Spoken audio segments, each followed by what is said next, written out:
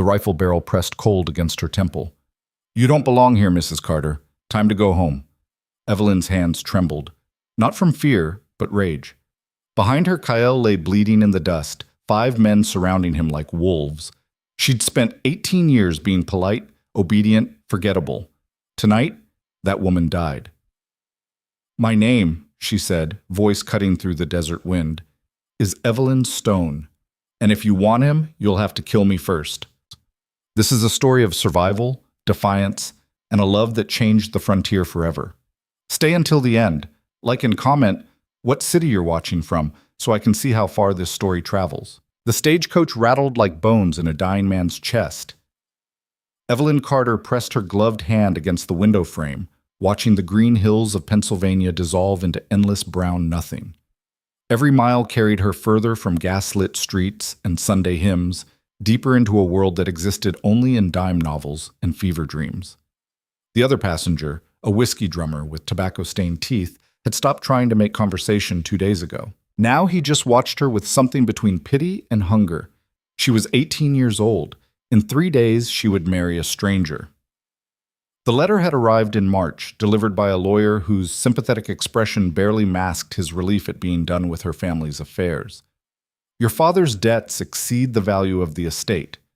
However, a settlement has been arranged through the Territorial Bride Program. Passage has been paid. Refusal will result in debtor's prison." Her mother had been dead 6 years. Her father, 3 months. The house where she'd grown up, the only solid thing in her world, belonged to creditors now. She had 2 choices: marry a frontier stranger or spend the next decade in a cell. Some choice. "Mesa Junction," the driver shouted. 20 minutes. Evelyn's stomach clenched. She smoothed her traveling dress, dark blue wool, already showing dust despite her efforts, and checked her reflection in the small hand mirror. Pale skin, dark hair pulled into a sensible bun, gray eyes that had cried themselves empty weeks ago. She looked exactly like what she was, a civilized woman being fed to the wilderness. The stagecoach lurched to a stop in a cloud of red dust. Mesa Junction wasn't a town. It was an insult to the concept. A dozen wooden buildings squatted around a single dirt road like gravestones marking civilization's grave. Heat shimmered off every surface. The air tasted like copper, and something else, something ancient and hostile that made her lungs work harder. Evelyn stepped down, her boots sinking into dust fine as flour. Immediately, she felt them staring. Men in dusty hats and sun-bleached shirts, women in faded calico, children with faces browned by weather, all watching the Eastern lady like she was a circus act. "Mrs. Carter," she turned toward the voice. A heavy-set man in a sheriff's badge approached, removing his hat with exaggerated courtesy. "Sheriff Dixon, welcome to Mesa Junction. Your intended should be here shortly." "Thank you." Her voice came out steadier than she felt. "Is there somewhere I might freshen up?"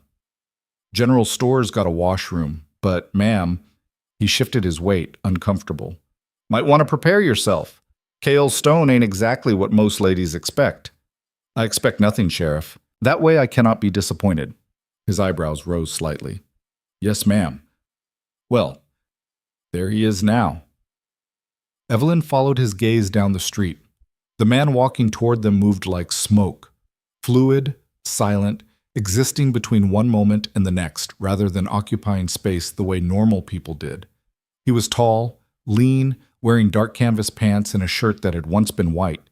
His hair fell past his shoulders, black as obsidian. His skin was bronze dark, his features sharp angles and hard planes that could have been carved from the desert itself. But it was his eyes that stopped her breath. They were the color of winter ice, startling and wrong in that desert face. They swept over her once, a single comprehensive glance that seemed to catalog everything she was and dismiss most of it, then moved to the sheriff. "Dixon. Kael, this here's Miss Evelyn Carter, your bride." Those ice-blue eyes returned to her. "You came." It wasn't a question. It wasn't even particularly interested. It was statement of fact, delivered in a voice like gravel shifting. "Did I have a choice?" The words escaped before Evelyn could stop them. Something flickered in his expression. Not quite amusement, not quite respect. "No." "Then we have that in common." This time it was definitely respect. He nodded once. "Your trunk?" still on the coach. He moved past her, and she caught a scent of leather, smoke, and something wild she couldn't name. Within minutes, he'd retrieved her trunk, solid oak, heavy as sin, and hefted it onto his shoulder like it weighed nothing. Church is this way. Evelyn's heart hammered. Now? We're doing this now? Contract says today. Today's almost done. He started walking. She stood frozen, her civilized mind screaming that this was madness, that she should run, that surely there was another way. But her feet knew better than her mind. They understood that in this place, survival trumped dignity. She followed. The church was a wooden box with a crooked cross. Inside it smelled of dust and desperate faith. A circuit preacher waited, Bible in hand, looking like he'd rather be anywhere else. Ah, the couple. Excellent. Let's begin, shall we? Time is money, and I've got 3 more stops before Just do it, Kael's voice cut through the preamble like an axe through kindling. The ceremony lasted 4 minutes. Evelyn heard none of it. She stared at the rough-hewn altar, at the candles guttering in their holders, at anything except the man standing beside her. When prompted, she said, I do, in a voice that belonged to someone else. When Kael spoke the same words, they sounded like a business transaction. You may kiss the bride. Evelyn's eyes snapped to the preacher, then to Kael. His expression was unreadable. That won't be necessary, he said. The preacher blinked. Well, unconventional, but very well. By the power vested in me by the territorial authority, I pronounce you man and wife. Sign here. Evelyn's hand shook as she signed the certificate. Evelyn Sarah Carter.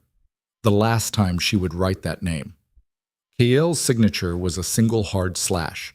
He handed the preacher several coins, picked up her trunk again, and walked out. Married. She was married to a man who wouldn't even kiss her, in a church that looked like it might blow away in a strong wind, in a town that barely qualified as a mark on a map. She followed him out into the dying light. His horse waited outside, a paint gelding with intelligent eyes. Kael secured her trunk, then swung up into the saddle with a grace that spoke of 10,000 repetitions. He extended a hand down to her. Evelyn stared at it, strong, calloused, marked with old scars. A stranger's hand. Her husband's hand. She took it. He pulled her up behind him with no apparent effort. Hold on. Where? The horse moved before she could finish. Evelyn grabbed Kael's waist to keep from falling, her face suddenly pressed against his back. He smelled like the desert, sage and sun-baked stone, and distances that went on forever. They rode away from Mesa Junction as the sun bled out across the horizon. The landscape changed as darkness fell. Flat scrubland gave way to rocky rises and twisted trees that looked like they'd been tortured into growing. Stars emerged overhead, more stars than Evelyn had ever imagined existed, turning the sky into something alien and vast. She'd never felt so small. After an hour, lights appeared in the distance. Not a town, just a cluster of structures scattered across a shallow valley. As they drew closer, Evelyn made out adobe buildings with thatched roofs, cook fires sending smoke into the night sky, and people moving between the shadows. Where are we? Home. The horse picked its way down a narrow trail. People emerged from doorways, watching them pass, women in long skirts and colorful blouses, men with hair like Kael's, dark and long, children with wide eyes. All of them staring at her. Evelyn felt their judgment like physical weight. Kael guided the horse to a small structure set slightly apart from the others. Adobe walls, single door, one window with an oiled cloth covering. A home that could be abandoned in 10 minutes and leave almost no trace. He dismounted, then helped her down. Evelyn's legs nearly buckled. Hours in the saddle had turned her muscles to water. She caught herself on the horse's flank, breathing hard. "In Batid," Kael said. He untied her trunk and carried it through the door. Evelyn followed on trembling legs. The interior was sparse. One room, maybe 15 feet square. A low bed frame in one corner piled with blankets and furs. A small table with 2 chairs. A fireplace built into the wall, pegs for hanging clothes. Nothing else. Nothing soft. Nothing decorative. Nothing that acknowledged the idea of comfort. Kael set her trunk down and moved to the fireplace, building a fire with the same economic efficiency he applied to everything. Evelyn stood in the center of the room, still wearing her dusty traveling dress, still holding her small valise, still trying to understand that this was her life now. "There's water in the jug," Kael said without looking at her. "Outhouse is 20 paces north, door bars on the inside. Use it." He stood, dusting his hands. "Where are you going?"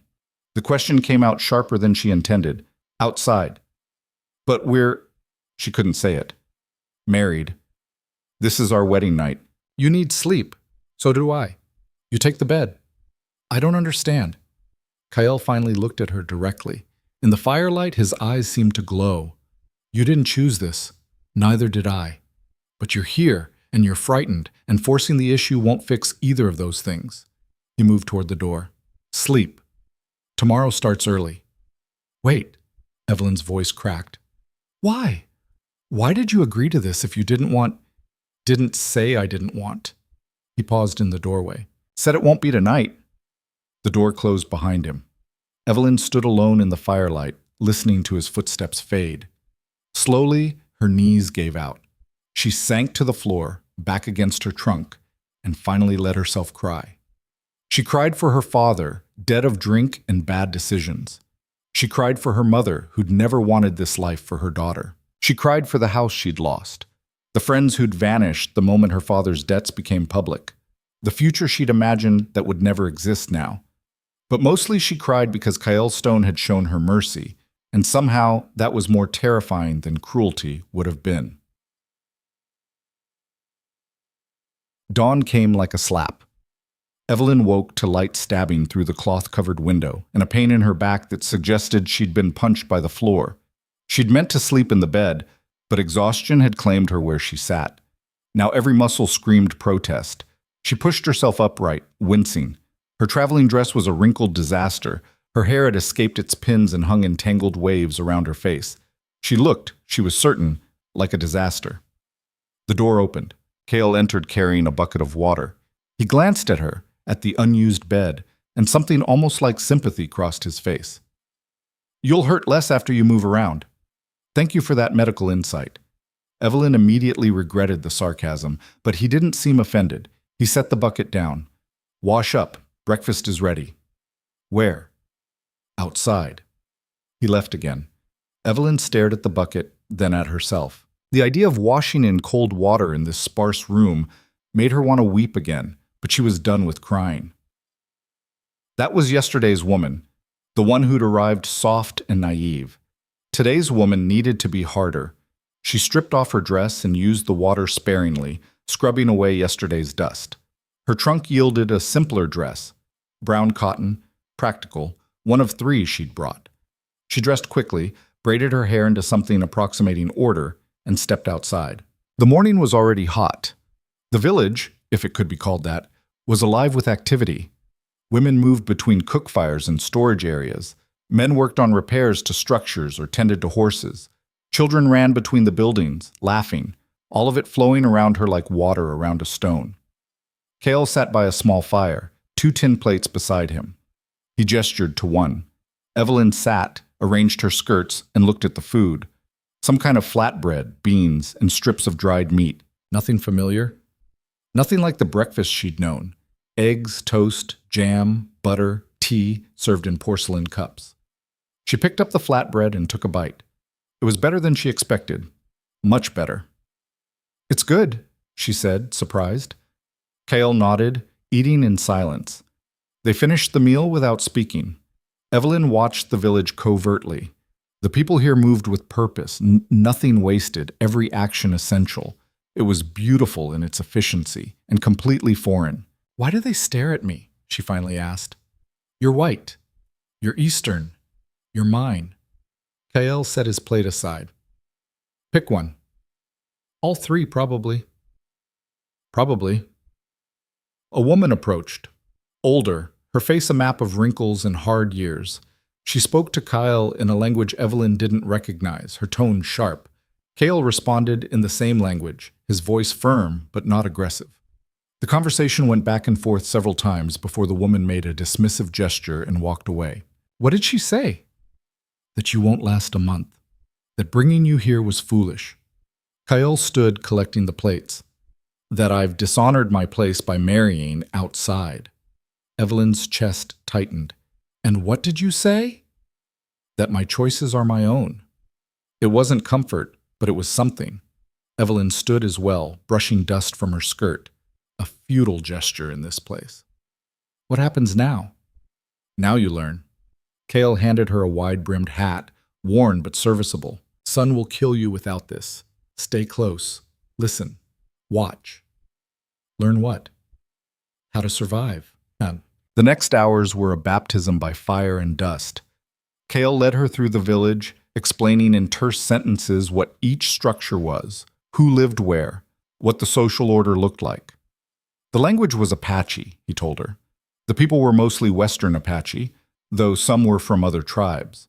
The settlement existed in a gray area, not quite reservation, not quite traditional land. The army tolerated it because Kael scouted for them. The tribe tolerated it because he was useful. Everyone tolerated everything, but no one was happy. Why do you scout for the army? Evelyn asked as they walked the perimeter. If you're Apache, I'm half Apache. His voice carried no emotion. Mother was White Mountain Clan. Father was a cavalry scout from Boston. Both dead. The people here accept me because I'm useful. The army uses me because I know both worlds. Nobody trusts me completely. That sounds lonely. He glanced at her, something unreadable in his ice-blue eyes. It is. They reached a small garden plot where several women were working. Kael spoke to them briefly, then gestured for Evelyn to join them. The women looked at her with varying degrees of suspicion and curiosity. One, younger, maybe Evelyn's age, smiled slightly and handed her a tool that looked like a sharpened stick. Dig here, the young woman said in careful English. Plant these. She indicated small seed pods. Not too deep. Cover. Water later.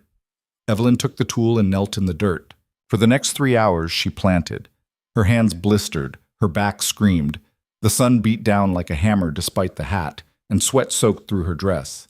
The other women worked with practiced ease, talking among themselves, occasionally glancing at her struggling form with expressions that ranged from amusement to contempt.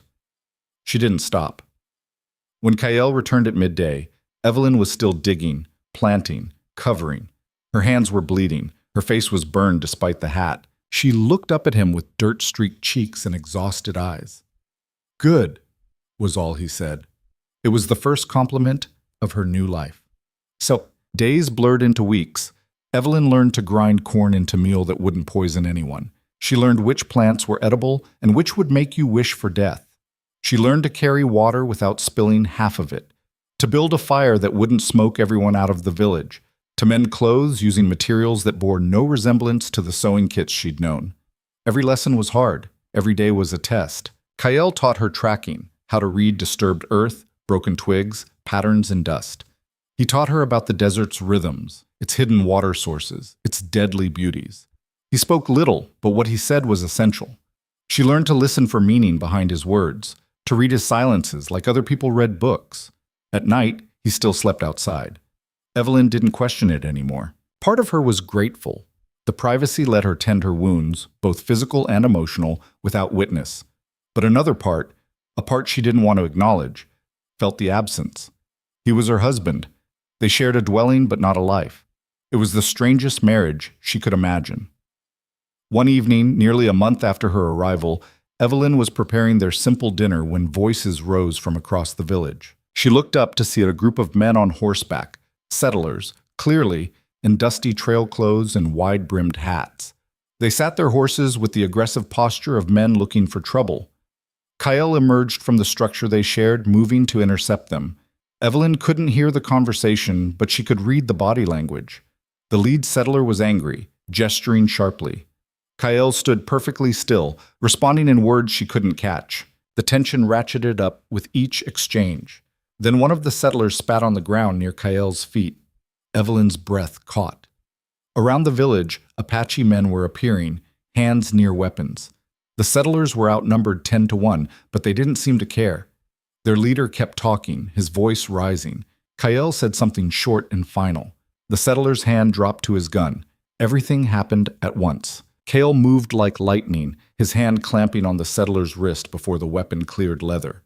Two Apache warriors rushed forward. The other settlers reached for their guns but found themselves surrounded by arrow-nocked bows and leveled rifles. The standoff held for 5 heartbeats. Then Kael released the settler's wrist and spoke again, still quiet, still controlled, but with an edge that carried across the distance. The lead settler stared at him with naked hatred, then jerked his horse's head around and spurred away. His companions followed, throwing dark looks over their shoulders. The Apache lowered their weapons slowly. Evelyn realized she was holding a knife, the one she'd been using to cut vegetables, raised like a weapon. Her hands shook as she set it down. Kael walked back to their dwelling. His face was expressionless, but she could see the tension in his shoulders. What did they want? To deliver a message. He moved to the water jug, drank deeply. They found cattle dead, blamed us. Did someone hear? No. His voice was flat. But truth doesn't matter. They need someone to blame. We're convenient. What was the message? Kael looked at her directly. That settlers are coming, more of them, that this land won't be shared much longer. He paused. And that you should be rescued from the savage who took you. Evelyn's stomach dropped. They think you forced me? They think whatever lets them justify what comes next. And what comes next? Instead of answering, Kael turned to preparing for the night, but Evelyn saw him check his rifle, cleaning it, loading it, setting it where he could reach it quickly. She saw him study the darkness beyond the firelight with new intensity. She understood. War was coming. Maybe not tomorrow. Maybe not next week. But coming. Inevitable as sunrise. That night, for the first time, Kael didn't leave. He lay down on the far side of the room, rifle beside him, positioned where he could see the door. Evelyn lay in the bed, listening to him breathe. Neither of them slept much. The next morning, 3 Apache men approached Kael while he was checking the horses. Evelyn was close enough to hear the conversation, or at least its tone. They spoke in Apache, but the meaning was clear in their gestures, their aggressive postures. They were challenging him. Kael responded with the same controlled calm he always showed. But one of the men, tall, muscular, with a scar across his cheek, stepped closer, his voice rising. He pointed at Evelyn, then at Kael, then made a gesture that clearly meant away or leave. The scarred man's hand moved to the knife at his belt. Evelyn's heart hammered. She wanted to run to Kael, to intervene somehow, but instinct told her that would make things worse. This was something between men, something about honor and belonging, and the razor-edge balance Kael walked every day. Kael said something short. The scarred man laughed, ugly, mocking. He said something else, and the 2 men with him joined the laughter. Then Kael moved. It was over in seconds. One moment the scarred man was laughing. The next he was face down in the dust with Kael's knee in his back and his arm twisted at an angle that promised breaking. The other 2 men reached for weapons, but froze when Kael's free hand came up holding a knife that had appeared from nowhere. Kael spoke, quiet words that made the scarred man stop struggling. Then he released him and stood, offering a hand. The scarred man stared at it, then at Kael's face. Something passed between them, some wordless communication. Finally, he took the hand and let Kael pull him up. They stood for a moment, then the scarred man nodded once and walked away, his companions following. Kael turned and saw Evelyn watching. He walked over, sliding the knife back into its sheath. "What was that about?" she asked quietly. "He said I was diluting the bloodline, that bringing a white woman here was betrayal." Kael's voice was matter of fact. "I explained my position. By nearly breaking his arm? By speaking in terms he'd understand." He paused. "He respects me now. Words wouldn't have achieved that." Evelyn looked at the departing men, then back at Kael. "Does it ever get easier, being caught between?" "No, you just get better at the balancing." She understood suddenly why he'd married her. Not for love. Love had nothing to do with it. But maybe for companionship in that middle space. Maybe for someone else who didn't quite belong anywhere, who understood the exhaustion of constant translation between worlds. Maybe he was just as lonely as she was. "Teach me Apache," she said. He raised an eyebrow. "Why?" "Because I'm tired of not understanding what people say about me. Because if I'm going to survive here, I need to be more than just your white wife." She met his eyes. "Because you shouldn't have to fight alone." Something shifted in his expression, surprise, perhaps, or respect. He studied her for a long moment. It's not an easy language. Nothing here is easy. The corner of his mouth twitched. Not quite a smile, but close. Tomorrow. We start tomorrow. So, Evelyn learned Apache the same way she'd learned everything else in this place. Through immersion and repetition, mistakes and corrections, embarrassment and gradual improvement. The young woman from the garden, whose name was Ayana, became an unlikely ally, correcting Evelyn's pronunciation with patient amusement and teaching her the subtle differences that changed meaning entirely. No, no, Ayana would say, laughing. You just asked for horse when you meant water. Try again. The language felt impossible at first, sounds her English-trained mouth couldn't form, grammar that worked backwards from everything she knew. But slowly, painfully, it began to click. She started understanding fragments of conversation, then sentences, then whole exchanges. The first time she responded to an elder's question in competent Apache, the woman's eyebrows rose in genuine surprise. She said something to the others nearby, and several of them looked at Evelyn with new expressions. Not acceptance, not yet, but acknowledgement. She existed now in a way she hadn't before. Kael watched this transformation with quiet approval. Their relationship was changing too. He still kept his distance physically, still slept on the far side of the room, but he talked more now. In the evenings, after work was done and the village settled into night rhythms, they would sit by their fire and he would tell her stories. Stories about his mother, who had loved a man from a different world and paid the price for it. Stories about his father, who had tried to bridge two cultures and been crushed between them. Stories about growing up neither fully Apache nor fully white, trusted by neither, wanted by neither. My father taught me to read, he said one night, staring into the flames. Said education was the only real power. My mother taught me to track, to survive, to see what the land was saying. Between them, they made me useful. But useful isn't the same as belonging. Where do you belong? Evelyn asked softly. He was quiet for a long time. Here, maybe. With you. He glanced at her, firelight reflecting in those strange blue eyes. We're both exiles now. It was the closest thing to intimacy they'd shared. Evelyn felt something shift in her chest. Not quite love, but the foundation for it. Understanding, recognition. The sense that maybe, in this impossible place with this impossible man, she could build something real. But the world wouldn't let them build in peace. 2 months after Evelyn's arrival, Sheriff Dixon rode into the village with a small group of men. Evelyn recognized the whiskey drummer from the stagecoach among them, along with several rough-looking settlers she'd seen in Mesa Junction. Kael met them at the village edge. Evelyn stayed back, but close enough to hear. Kael. Dixon dismounted, looking uncomfortable. Need to talk. Talk. Situation's getting worse. More cattle dead. A homestead burned last week. Family barely got out alive. Settlers are organizing. They're saying if the army won't do something about the Apache problem, they will. And you're here because? Because you're the bridge, Kael. Always have been. We need you to convince your people to move, peacefully, before this turns into something nobody can stop. Kael's expression didn't change. This land was promised in the treaty. Treaties change. The world changes. Dixon's voice carried genuine regret. I'm trying to prevent a massacre. Help me do that. By giving up the land. By being realistic about what's coming. The whiskey drummer spat tobacco juice. Hell, Dixon, why you bothering? Apache don't care about peace. They're savages, always will be. He looked past Kael to Evelyn. Though I see our scout here's got himself a little piece of civilization. That the Carter girl? Heard she got sold off to a half-breed. Shame, that. Evelyn felt the words like a slap. Kael didn't move, but something in his stillness changed. It was like watching water freeze. You should leave, he said quietly. We ain't finished, the drummer began. You are.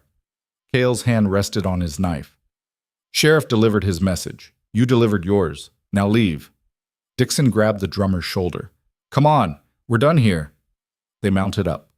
As they turned to leave, Dixon called back. Think about what I said, Kael, before it's too late. They rode away, dust rising behind them. Kael stood motionless, watching them disappear. Evelyn approached slowly. They're going to force you out, aren't they? They'll try. And if the people here won't move? He didn't answer, but his silence said everything. That night, Evelyn lay in bed listening to distant drums. The sound carried across the desert, rhythmic and ancient, speaking in a language older than words. She didn't know what the drums said, but she understood their tone. War drums. She looked across the room at Kael, silhouetted against the dying firelight. He sat with his rifle across his knees, watching the door. Kael? Sleep. You'll need it. So will you. I'll sleep when I'm dead.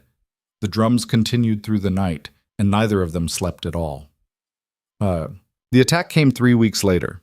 Evelyn had been at the river with Ayanna and several other women, washing clothes and talking in a mixture of Apache and English.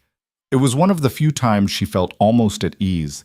The work was familiar, the company had warmed to her, and the afternoon sun was pleasant rather than punishing. Then they heard the gunshots. Everyone froze. The sound echoed across the valley, sharp cracks that could only mean one thing. Go, Ayanna said urgently. Back to the village. Run. They ran. By the time they reached the village, chaos had erupted. Men were grabbing weapons. Women were herding children into the most defensible structures. Smoke rose from the eastern edge where something was burning. Evelyn searched frantically for Kael. She found him near their dwelling, loading his rifle with swift, practiced movements. What's happening? Settlers. 20, maybe 30. His voice was combat calm. They fired the supply cache, trying to drive us out. Where's the army? Can't they? The army looks the other way when settlers solve their problems. He finished loading, then pulled a second rifle from inside and handed it to her. You know how to use this? Evelyn stared at the weapon. She'd never held a gun in her life. Point and pull the trigger, Kael said. Only if you have to. Stay inside. Bar the door. If anyone comes through who isn't me, shoot them. Where are you going? To end this before it gets worse. He started to turn away. Evelyn grabbed his arm, the first time she'd willingly touched him beyond necessity. Don't die. Something flashed in his eyes. He covered her hand with his briefly. Not planning to. Then he was gone, moving into the smoke with a half-dozen Apache warriors. Evelyn barred the door and crouched by the window, rifle clutched in shaking hands. Through the oiled cloth, she could see shapes moving through smoke. Impossible to tell friend from enemy. More gunshots, shouting in English and Apache. The sharp scent of burning filled her lungs. Minutes felt like hours.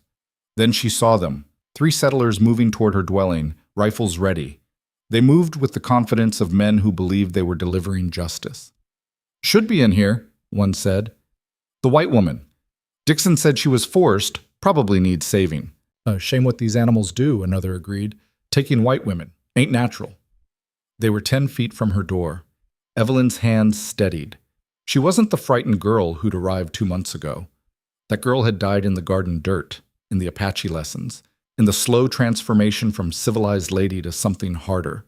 She raised the rifle. The door shuddered as they tried to force it. Once, twice. Mrs. Carter, one called. We're here to help. Open up. 3 more strikes and the bar would break. Evelyn aimed at the door and pulled the trigger. The recoil nearly knocked her backwards. The sound was deafening in the confined space.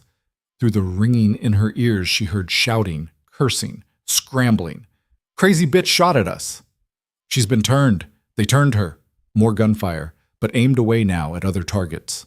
The men retreated, focusing on bigger threats. Evelyn lowered the rifle, her whole body shaking. She'd just shot at men who claimed to be rescuing her. She'd just chosen a side in a war she barely understood. She'd chosen Kael. The sounds of battle intensified, then gradually faded. Eventually, silence fell, broken only by crackling flames and distant voices calling in Apache. The door bar scraped aside. Evelyn spun, rifle raised. Kael entered, bloodied but standing. He took in the scene, the smoking rifle, her defensive position, the bullet hole in the door, and nodded slowly. Good, he said. Then he saw her face, the shock beginning to set in, the realization of what she'd done, and his expression softened. He took the rifle from her gently, set it aside, and simply stood there, waiting. Evelyn moved without thinking. She stepped forward and pressed her face against his chest, her fists clenching his blood-stained shirt.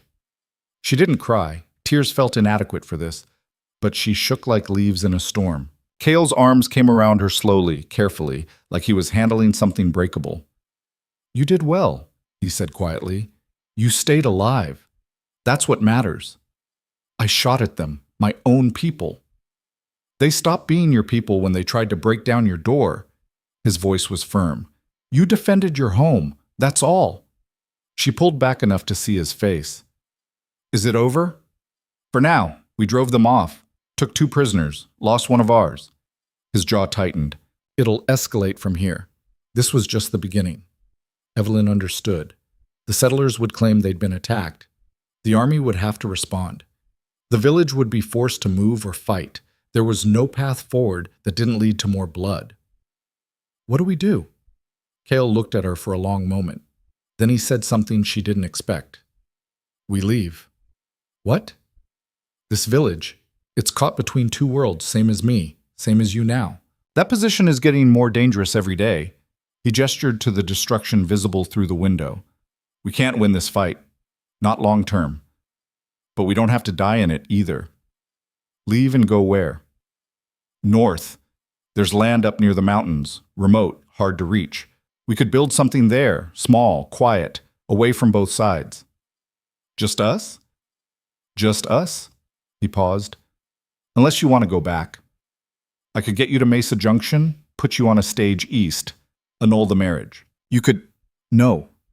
The word came out harder than she intended. Kael's eyebrows rose. Evelyn took a breath.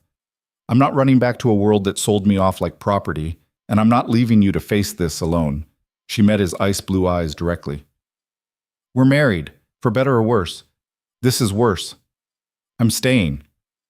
Something in his expression broke open, just for a second, just enough to show her the loneliness beneath the stone exterior. Then it closed again, but the moment stayed between them. "Okay," he said simply. "Okay? We leave in 3 days. Pack light. Bring only what matters."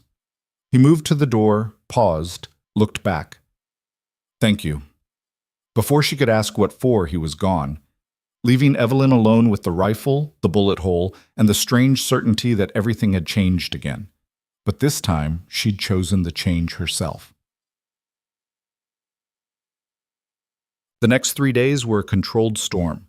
Kael negotiated their departure with the village elders, a tense series of conversations that Evelyn could only partially follow, despite her improving Apache.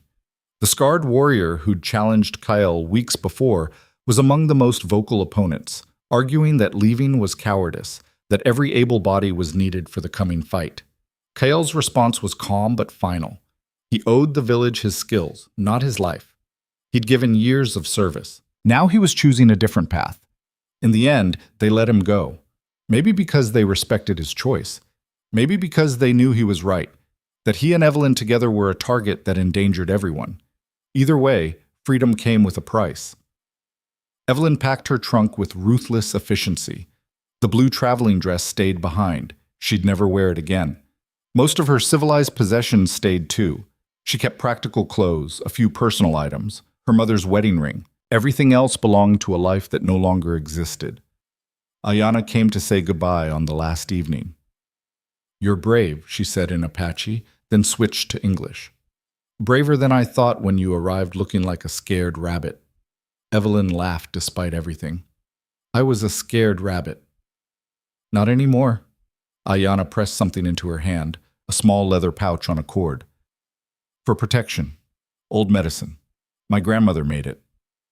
Evelyn tied it around her neck, touched. "Thank you." "Don't thank me. Just survive." Ayanna smiled sadly. "And maybe, someday, come back and tell me your story."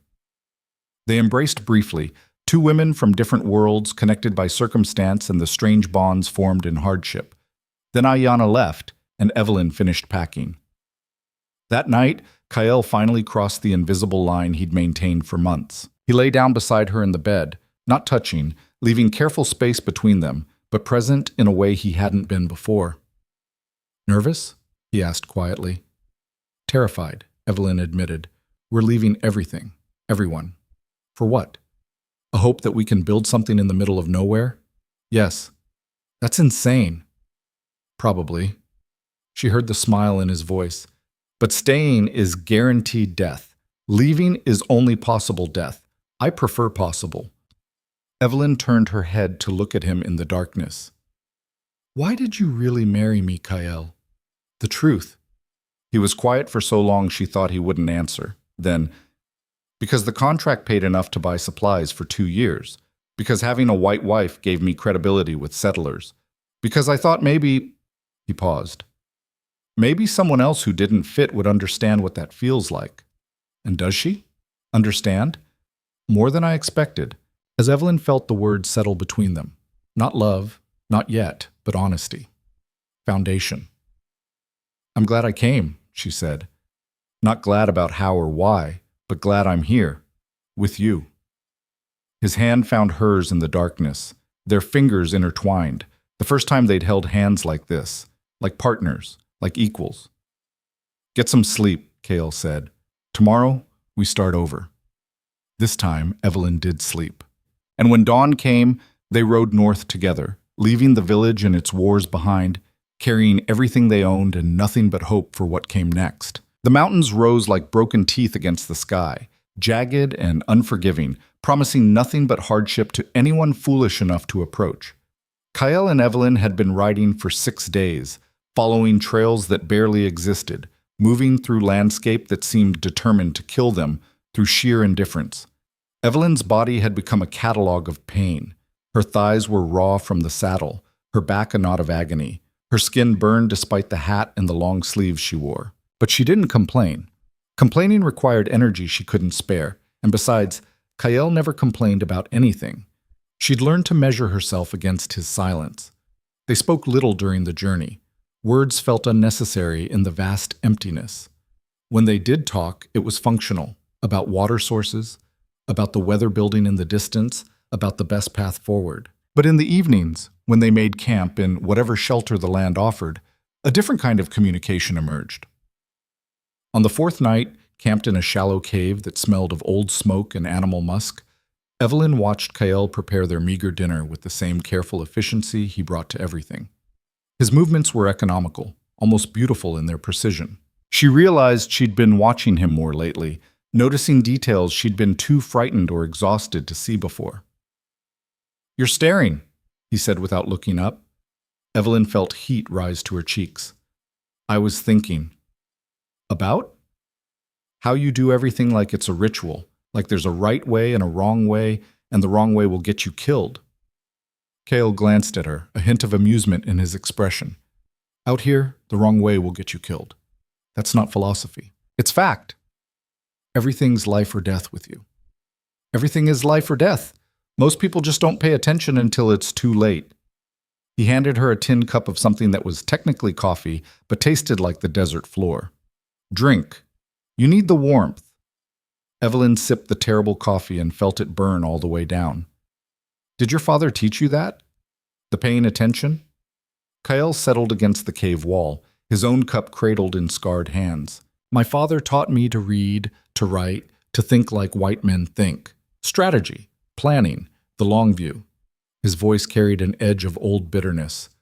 My mother taught me to survive, to see what's actually there instead of what you want to be there.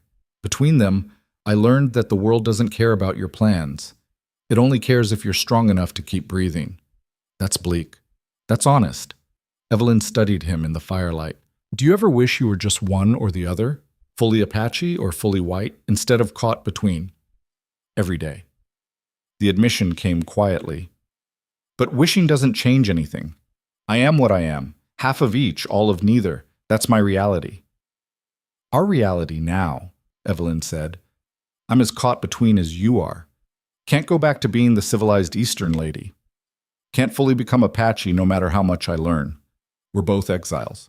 Kael looked at her directly, and something shifted in his ice-blue eyes. Maybe that's not a curse. Maybe that's just what we build from. Build what? Something new. Something that doesn't need to fit either world because it makes its own. He paused. If we survive long enough. Always back to survival with you. Always back to survival, he agreed, because nothing else matters if you're dead. That night, when they lay down to sleep with the fire dying between them and the wind howling outside the cave, Evelyn found herself thinking about survival in new terms. Not just staying alive, but building something worth staying alive for. It was a strange thought, fragile as moth wings, but it persisted. She fell asleep to the sound of Kael's steady breathing and dreamed of a house that existed nowhere yet. The next morning, they found the valley. It opened before them like a secret, a long, narrow cut between two ridges, sheltered from the worst winds, with a creek running through its center and stands of pine on the slopes. The valley floor was maybe 2 miles long and half a mile wide at its widest point. Grass grew in patches. Wildflowers dotted the meadow. It was the first truly green place Evelyn had seen since leaving Pennsylvania. Kael reined in the horse and sat motionless, studying the land with the intensity he brought to everything. "What do you think?" Evelyn asked quietly.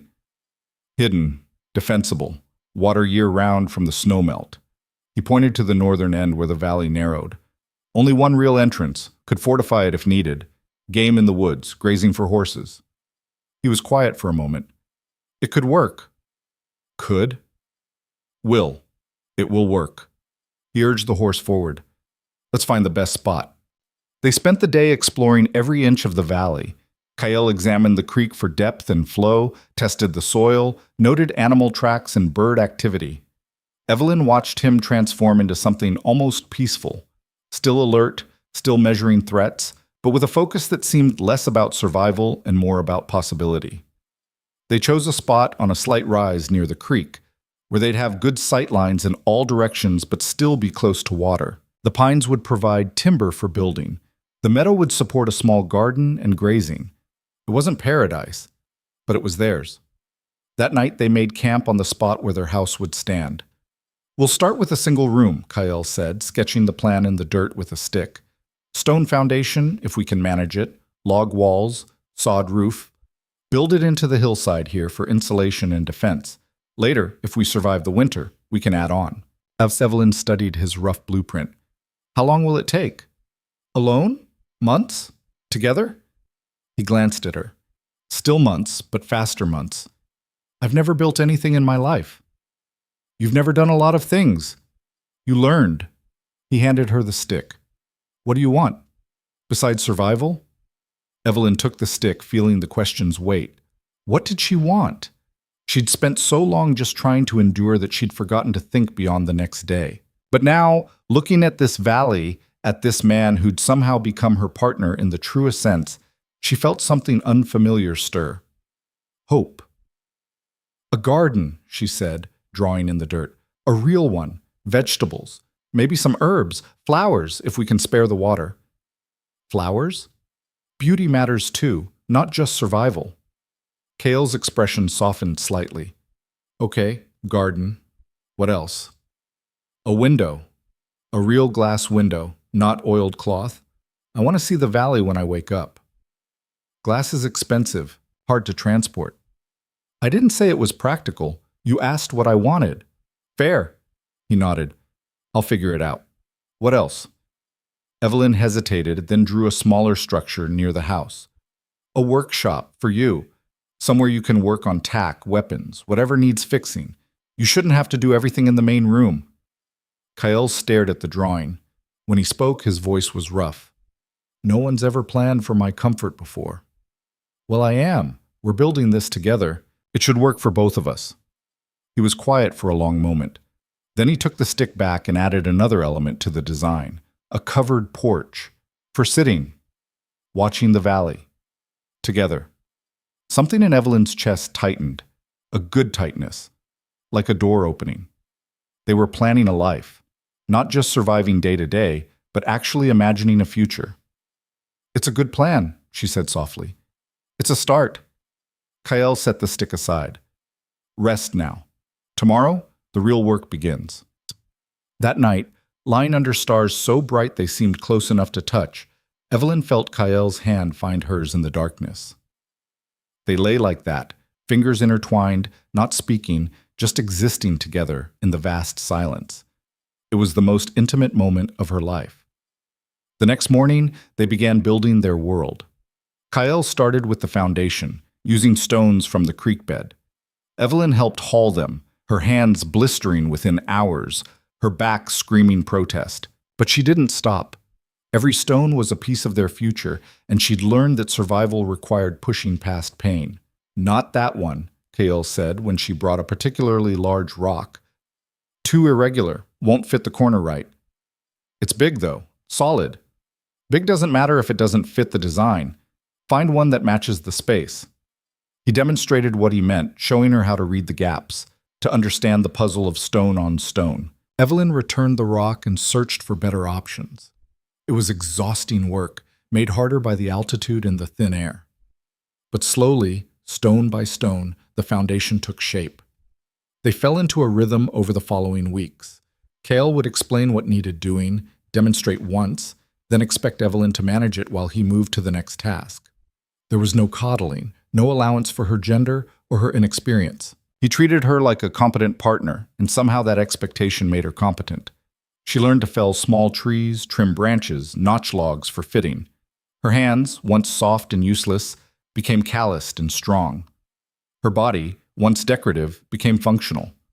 The civilization bled out of her day by day, replaced by something harder and more essential. One afternoon, 3 weeks into the building, Evelyn was working on notching a log when the axe slipped. The blade caught her left forearm, opening a gash that immediately poured blood. She dropped the axe and pressed her hand over the wound, feeling the hot pulse of blood between her fingers. For a moment, panic threatened. Then training kicked in. Training she didn't remember receiving, but that Kael had somehow instilled through example and expectation. She walked calmly to the creek, washed the wound, assessed the damage. Deep, but not to the bone. Bleeding heavily, but not spurting. Survivable. Kael appeared beside her, alerted by some instinct. He examined the cut without commentary, then retrieved their medical supplies. A small kit of bandages, needle, thread, and a bottle of whiskey that made Evelyn's eyes water. "Need stitches," he said. "I know. This will hurt." "I know that too." He poured whiskey over the wound. Evelyn bit down on a leather strap to keep from screaming. The world went white at the edges, but she didn't pass out. Kael worked quickly, his stitches neat and efficient. Within minutes, the wound was closed and bandaged. "You didn't cry," he observed. "Would crying have helped?" "No." "Then why waste the energy?" Kael's expression shifted into something that might have been pride. "You're getting hard." "Is that bad? Out here?" "No. Hard keeps you alive." He helped her stand. "But don't lose all the soft. The world needs soft too, just in the right measure." Evelyn looked down at her bandaged arm, at the blood on her dress, at her calloused hands. "I don't think I remember how to be soft anymore." "You will, when it matters." He touched her cheek briefly, a gentle gesture that contrasted with everything else about their life. "You're stronger than you know, Evelyn. But strong doesn't mean empty." It was the first time he'd used her given name in weeks. The sound of it in his voice did something to her equilibrium. "Kael?" "Yes?" "I'm glad you didn't kiss me at the wedding." He raised an eyebrow. "Why?" "Because when you do kiss me, I want it to mean something. I want it to be real." She met his eyes. Not an obligation, not part of a contract. Real. Something ignited in his ice-blue gaze. "And if I wanted to kiss you now?" Evelyn's heart hammered. "Now I'd let you." He stepped closer, one hand coming up to cup her face. His palm was rough with calluses, warm despite the mountain air. He studied her like she was a language he was learning to read, taking his time, missing nothing. Then he kissed her. It was nothing like the kisses in novels. No swooning, no weakness in the knees. It was hard and real and tasted like survival. It was the meeting of two people who'd been through fire and come out forged rather than broken. When he pulled back, Evelyn felt fundamentally changed. "Real enough?" Kael asked quietly. "Yes." "Good." He stepped back, picked up her axe, examined the blade. "You need to sharpen this more often. Dull blade is dangerous." Just like that, the moment passed and they were back to work. But something had shifted. A line had been crossed. They were no longer just partners in survival. They were choosing each other, actively and consciously, in a way that had nothing to do with contracts or desperation. That night, Kael didn't leave space between them when they lay down. Evelyn curled against his side, her bandaged arm resting carefully, his arm around her shoulders. They didn't speak. Words felt inadequate for what was happening. They were becoming something new together. The structure grew day by day, week by week. The walls rose, solid and straight. The roof went on, sawed-over timber, insulated and waterproof. Kael installed the door he'd built with meticulous care, hung on leather hinges that would last for years. The single window went in, not glass yet, but oiled cloth that at least let in light. Inside, they built a fireplace using river stones and clay mortar. Kael constructed a bed frame from pine, strong enough to hold them both. Evelyn made a table from lumber scraps, uneven but functional. They had 2 chairs, a storage chest for supplies, pegs on the wall for hanging clothes and tools. It wasn't much, but it was home.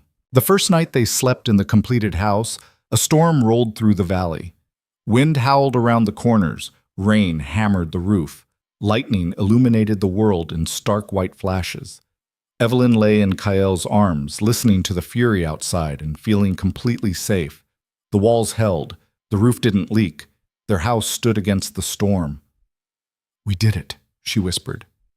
"First step," Kael corrected. "House is done. Now we need to survive winter, establish food sources, build defenses, expand the garden." Evelyn pressed her fingers to his lips.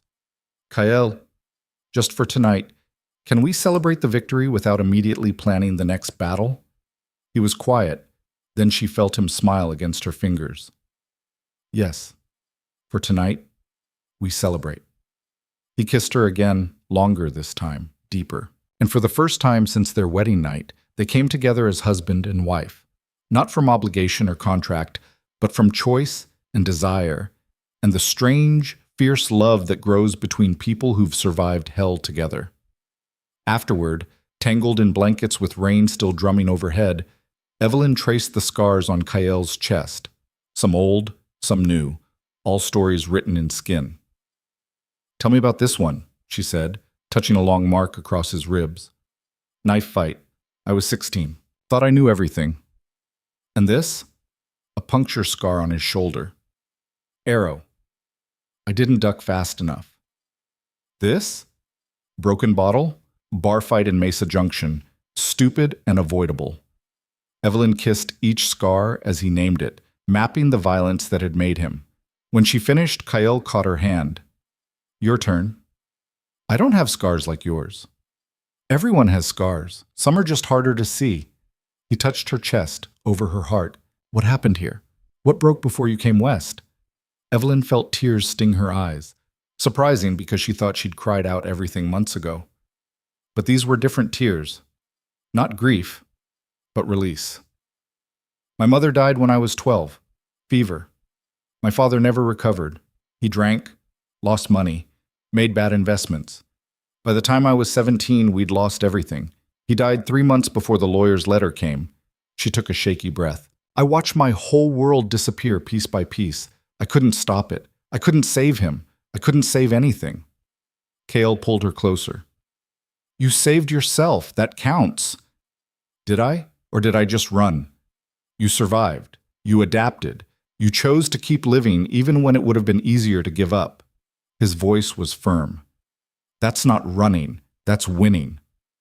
Evelyn let the words settle into her, filling spaces she didn't know were empty. She'd spent so long feeling like a victim of circumstance, of bad luck, of forces beyond her control. But maybe Kael was right. Maybe survival was its own victory. "I love you," she said suddenly, surprising herself. Kael went very still. "You don't have to." "I know I don't have to. I want to." She pushed up on one elbow to look at him directly.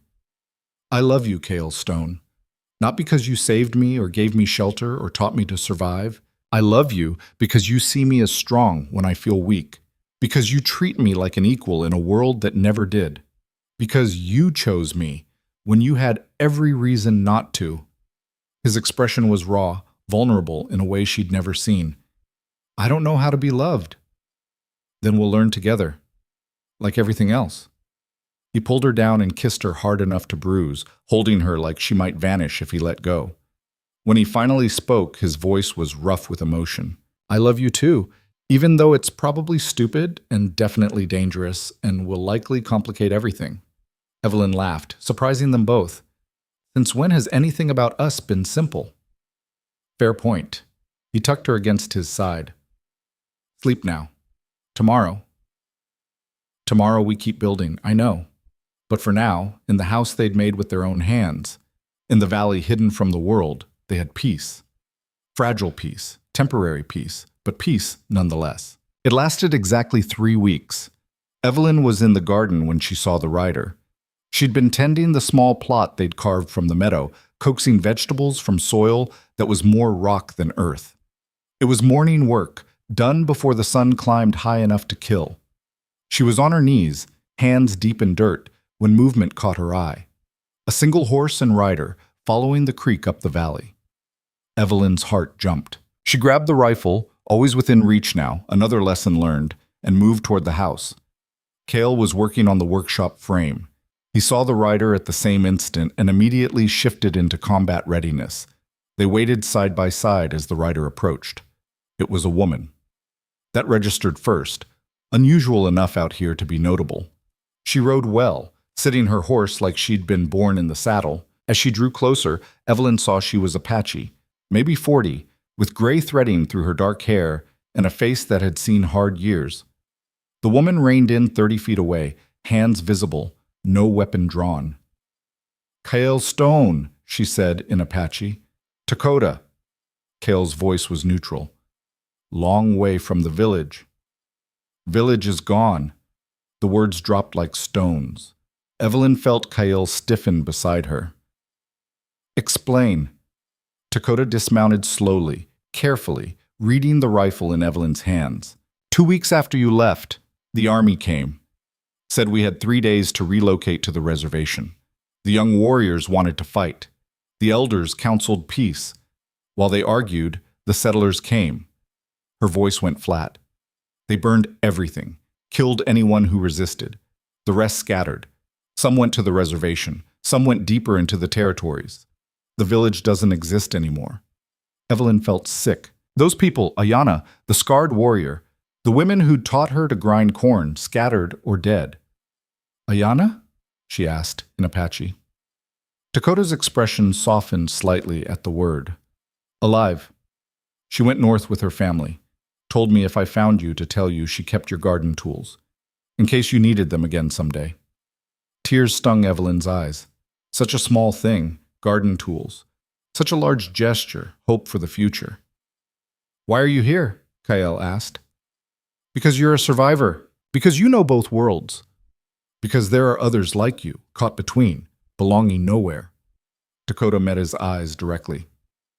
I'm gathering them, building something new, not a village that pretends the old ways still work, not a reservation that grinds people into dust. Something else. Where? Can't say. Not until I know you're interested. Kael was quiet, thinking. Evelyn could feel him measuring possibilities, threats, opportunities. Just you? Or are there others? Others? 15 families so far? Mixed bloods mostly. Some full Apache who see where the wind's blowing. A few whites who married in and won't leave their families. Dakota glanced at Evelyn. People like you. We're building something here, Kael said. Our own place. Away from both sides. I know. I see it. Dakota gestured at the house, the garden, the valley.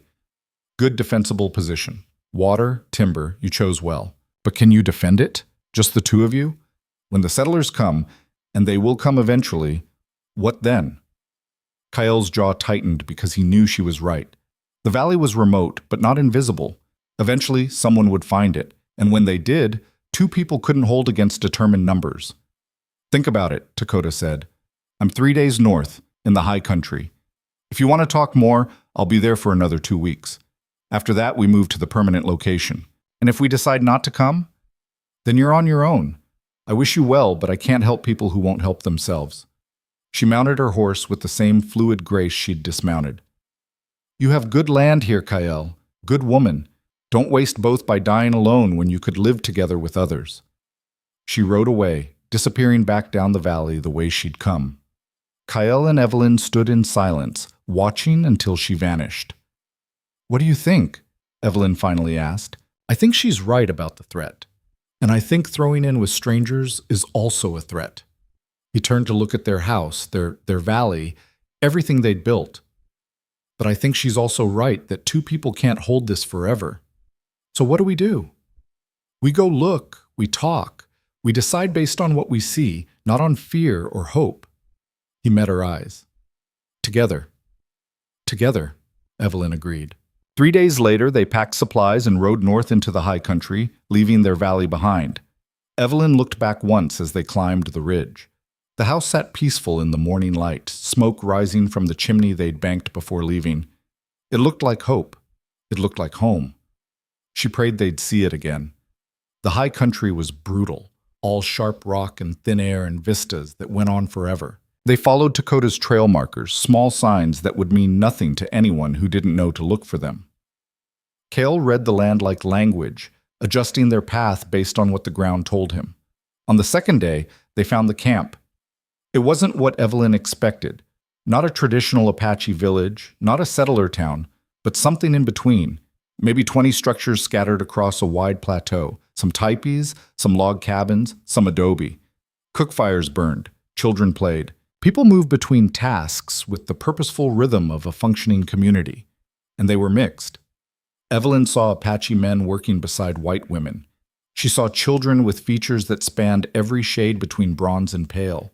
She saw a community that existed in the spaces between worlds. Dakota met them at the camp's edge. "Welcome. Come. Meet the others." They spent the afternoon being introduced, hearing stories.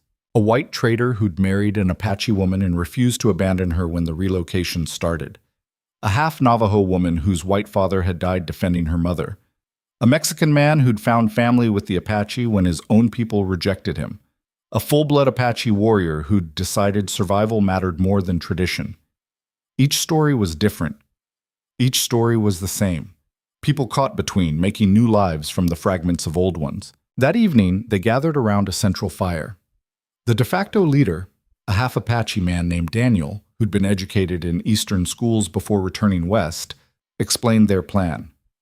"We're not fighting the tide," he said. "The old ways are ending. The reservations are happening.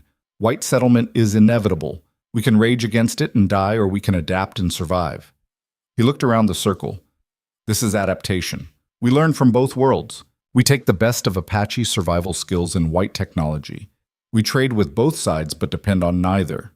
We build strong enough to defend ourselves but stay small enough to avoid attention." "For how long?" someone asked. "How long before they find us and force us to choose?" "I don't know," Daniel admitted. "Maybe years, maybe decades.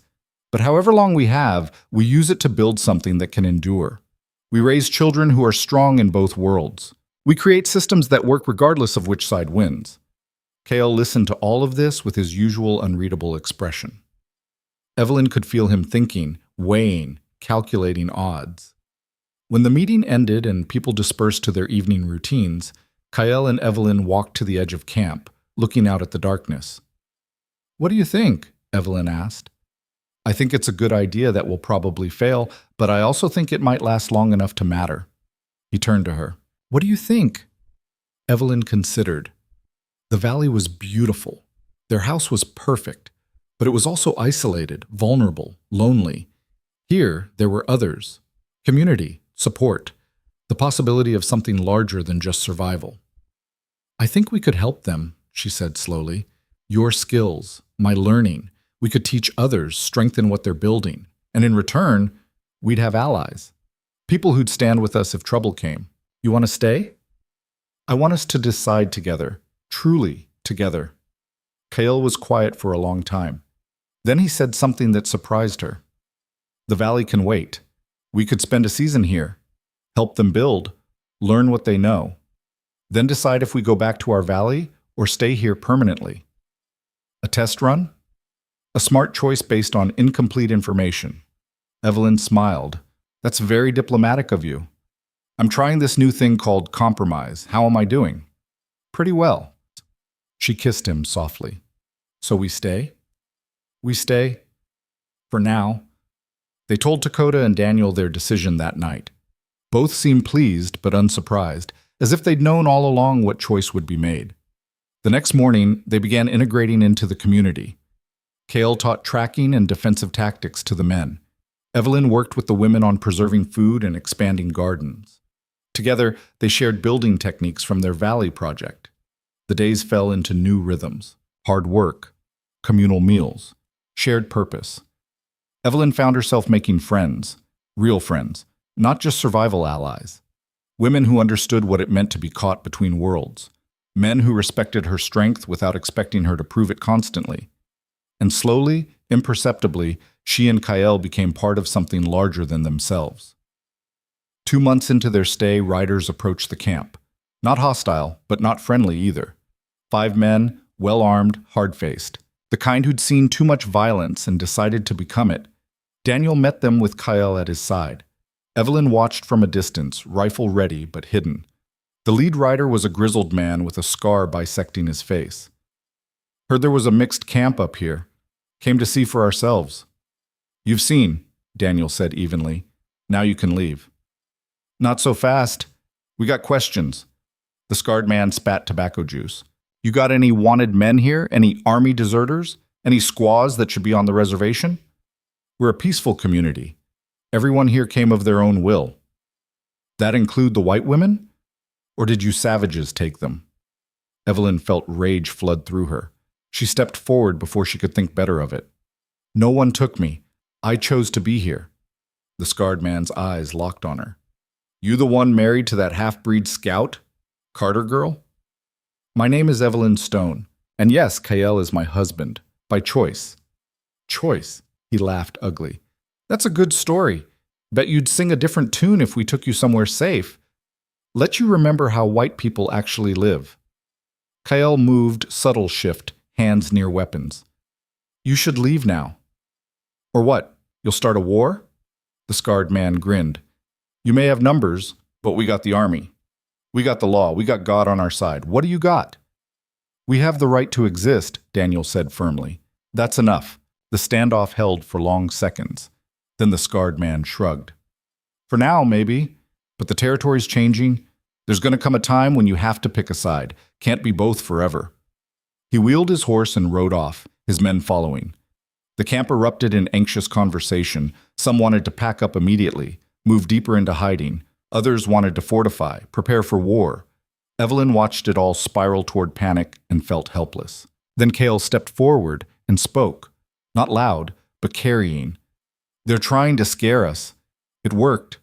But fear makes bad decisions. He looked around the circle. We knew this would happen eventually. Someone would find us. Someone would test us. This was the test. We passed because we didn't fight and we didn't run. We stood. Standing gets you killed, someone muttered. So does running. So does fighting before you're ready. Kael's voice was hard. We have something good here, something worth protecting. But protection means being smart, not being loud. We increase security. We establish watch rotations. We prepare defensive positions. And we keep building. Because the minute we stop building, we start dying. Slowly, the panic subsided. People nodded. Plans formed. The community pulled together instead of apart. That night, lying beside Kael in the small cabin they'd been given, Evelyn felt the weight of what they'd stumbled into. We're going to have to fight eventually, aren't we? Probably. Are we strong enough? We will be, if we keep building. He pulled her close. Sleep now. Tomorrow we make this place harder to break. But sleep didn't come easily. Evelyn lay awake listening to the sounds of a community trying to survive between two worlds that both wanted it dead. And she understood finally that there was no safe place. Not in the valley, not here, not anywhere. Safety was something you built with your own hands and defended with your own blood. And sometimes even that wasn't enough. But it was all they had. So they would build and hope and prepare for the storm that was surely coming. The storm came 3 months later, on a night when the wind carried the smell of distant fires. Evelyn was helping sort dried meat in the communal storage when she heard the first shout. Not panic, not yet, but the sharp bark of someone calling a warning. She dropped the jerky and grabbed her rifle. The motion automatic now, muscle memory built from months of drills Kael had insisted on. Outside, the camp was transforming. Men were taking positions along the perimeter. Women were moving children into the most defensible structures. Someone was ringing the iron bell they'd mounted on a pole. 3 strikes. Pause. 3 strikes. The signal for armed riders approaching. Kael appeared beside her, already armed, face set in the expression she'd learned meant combat mode. "How many?" she asked. "Daniel's counting now. At least 30. Maybe more." His ice-blue eyes scanned the darkening landscape. They came prepared this time. Evelyn's stomach clenched. 30 armed men against their camp of maybe 50 adults, half of them women, with children to protect.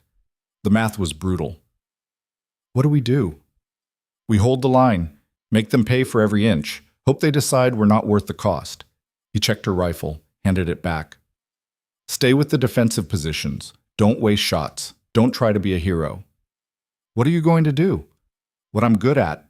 He kissed her hard and fast. "Stay alive, Evelyn. That's an order." Then he was gone, moving to join Daniel and the other fighters at the camp's edge. The riders came into view as the sun touched the horizon, silhouetted against red sky like demons from a fever dream. Evelyn counted them from her position behind a hastily reinforced barricade. 32 men, all armed with rifles, some with torches. The scarred man from before led them, and this time he wasn't here to talk. "You had your chance," he shouted across the distance. "Time's up. Any white women and children, come out now. You got 5 minutes before we come in." Silence from the camp. No one moved. "Your funeral!" The scarred man turned to his men. "Anyone who resists, put them down. Anyone who runs, let them go. We're here for the point, not the body count." Evelyn's hands tightened on her rifle. Around her, she could feel the others tensing, preparing. A woman named Sarah, white, married to an Apache man, mother of 3 mixed children, was breathing too fast beside her. "I can't do this," Sarah whispered. "I can't shoot at white men. I just can't." "Then don't shoot," Evelyn said quietly. "Just be ready to protect your children if they get through. Can you do that?" Sarah's face hardened. "Yes, that I can do." The 5 minutes crawled past like hours. Then the scarred man raised his hand and dropped it, and the riders charged. The camp erupted in gunfire. Evelyn aimed at a rider bearing down on their position and fired. The recoil slammed her shoulder, the sound deafening. She didn't know if she hit him, couldn't tell in the chaos. She reloaded with shaking hands and fired again. The riders hit the perimeter like a wave against rocks. Some broke through, others wheeled away under concentrated fire. Evelyn saw one man fall from his horse, then another. But there were so many of them, and they kept coming. A rider burst through near her position. She swung her rifle up, but he was already past, heading for the central area where the children were hidden. Without thinking, Evelyn ran after him. "Evelyn, no!" Sarah's scream barely registered. The rider dismounted near the main shelter, yanking the door open. Evelyn raised her rifle, aimed at his back, and froze.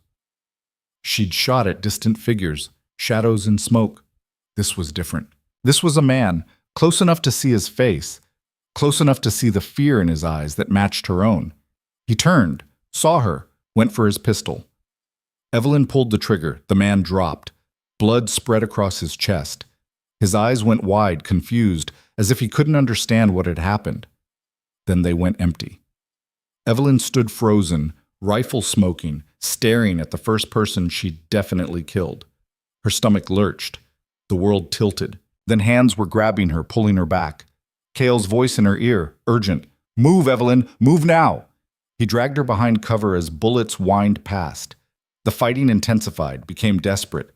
Through the smoke and chaos, Evelyn saw Daniel go down, clutching his leg. Saw Dakota take a round to the shoulder but keep fighting. Saw children crying, women loading rifles, men bleeding in the dust. Kael left her long enough to shoot 2 riders who'd breached the inner defenses, then returned, his face grim. "They're pulling back, but they'll try again." He was right. The riders regrouped at the edge of rifle range, clearly arguing. Evelyn could see the scarred man gesturing violently, rallying his men. They'd taken casualties, maybe a third of their number were down or wounded, but they still outnumbered the defenders. We can't survive another charge, Evelyn said. I know. Kael's jaw was set. I'm going to end this. What? How? But he was already moving, sprinting toward the horses. Evelyn's heart seized. She understood what he was planning. He was going to ride out there alone and try to stop this through sheer audacity or violence or whatever mad combination of both he could manage. She ran after him. Kael, wait! He swung onto his horse, rifle in hand. Stay here. Protect the others. Don't you dare leave me. The words tore out of her. We're partners. You don't get to sacrifice yourself while I hide. This isn't about sacrifice. It's about ending the fight. His eyes were hard. I'm the one they want. I'm the symbol. The half-breed who married a white woman, who built this mixed camp, who won't choose a side. I remove myself from the equation, maybe they'll let the others go. And maybe they'll kill you and attack anyway. Then at least I tried. He leaned down, kissed her fiercely. I love you. Remember that. He spurred the horse forward before she could stop him. Evelyn watched in horror as Kael rode straight toward the regrouping settlers. He held his rifle across his saddle, ready but not aimed. A peace offering and a threat in the same gesture. The scarred man saw him coming and raised his hand, halting his men. They watched Kael approach with weapons ready, clearly expecting a trick. Kael reined in 20 feet from their line. His voice carried across the evening air, clear and hard. You want me. I'm here. Let the others go and we settle this. Just us. The scarred man laughed. You think you're worth all this? You think we care about one half-breed scout? I think you need a villain, someone to blame, something simple you can understand. Kael's voice was contemptuous. I'm offering you exactly that. Take me, claim victory, and leave. Or keep fighting and lose more men for a camp full of women and children. Your choice. The settlers muttered among themselves. Evelyn could see the calculation happening. They'd already lost men, already paid a price. Taking Kael and claiming victory would satisfy honor without further cost. And if we take you, you won't fight? The scarred man asked. I'll surrender, on condition you leave this camp alone, tonight and going forward. That ain't our decision to make. Army decides. The army doesn't care about this camp. You know it, I know it. This is personal for you. Kael's eyes were cold, so make it personal. Take me. Let them be. The scarred man considered, then he smiled ugly. All right, drop your weapons. Come here. We'll see if we're feeling merciful. Evelyn's breath stopped. Kael was actually going to do it. He was going to surrender himself to men who would likely kill him, all to buy the camp time. She couldn't let that happen. Without thinking, Evelyn grabbed a horse, any horse, and rode toward the standoff. Behind her, she heard Sarah shouting, heard others calling her name. She ignored them all. She pulled up beside Kael, breathing hard, rifle across her own saddle. Evelyn, what are you doing? Kael's voice was desperate, angry. Same thing you are, making a stand. She looked at the scarred man. You want to take someone? Take both of us. The half-breed and the white woman who chose him. Take us both or take neither. Evelyn, no. She cut Kael off, her voice ringing with certainty. You stood for me that first night when those men came. You've stood for me every day since. Now I stand for you. We're partners, all the way. The scarred man was staring at her like she'd grown a second head. You're willing to die for this savage? He's not a savage. He's my husband. And yes, I'll die beside him if that's what it takes. Evelyn's hands were steady on the rifle now, all fear burned away by something fiercer. But I'll take some of you with me first. The settler's face twisted with rage. You stupid! A shot cracked from the camp. Everyone flinched, weapons coming up. But no one fell. Evelyn looked back and saw Daniel standing despite his leg wound, rifle smoking, having fired into the air. His voice carried across the distance. You want a war, you'll get one, but you'll lose men you can't spare. Is your pride worth dying for? The standoff held, balanced on a knife's edge. Evelyn could feel it. One wrong word, one nervous trigger pull, and everyone would start shooting. The night would end in massacre. Then, from the darkness beyond the settlers, new riders appeared. Evelyn's heart sank. Reinforcements. They were finished. But the scarred man was turning, confusion on his face. These weren't his men. The new riders, maybe 15 of them, spread out in a loose line. Their leader rode forward into the firelight, and Evelyn's breath caught. It was Sheriff Dixon. "Stand down!" Dixon's voice boomed with authority. "All of you, stand down now!" "This ain't your business, Sheriff," the scarred man said. "This is territory law. This is my jurisdiction, and I say it's done." Dixon's hand rested on his pistol. "I got a telegram from the territorial governor today. Federal policy has changed. Mixed communities that maintain peace are to be left alone. The Army's pulling back from forced relocations. That means this camp gets to stay." "That's a lie." "It's the truth. I got the telegram in my saddlebag. You want to read it, fine, but either way, you're done here." Dixon's eyes were hard.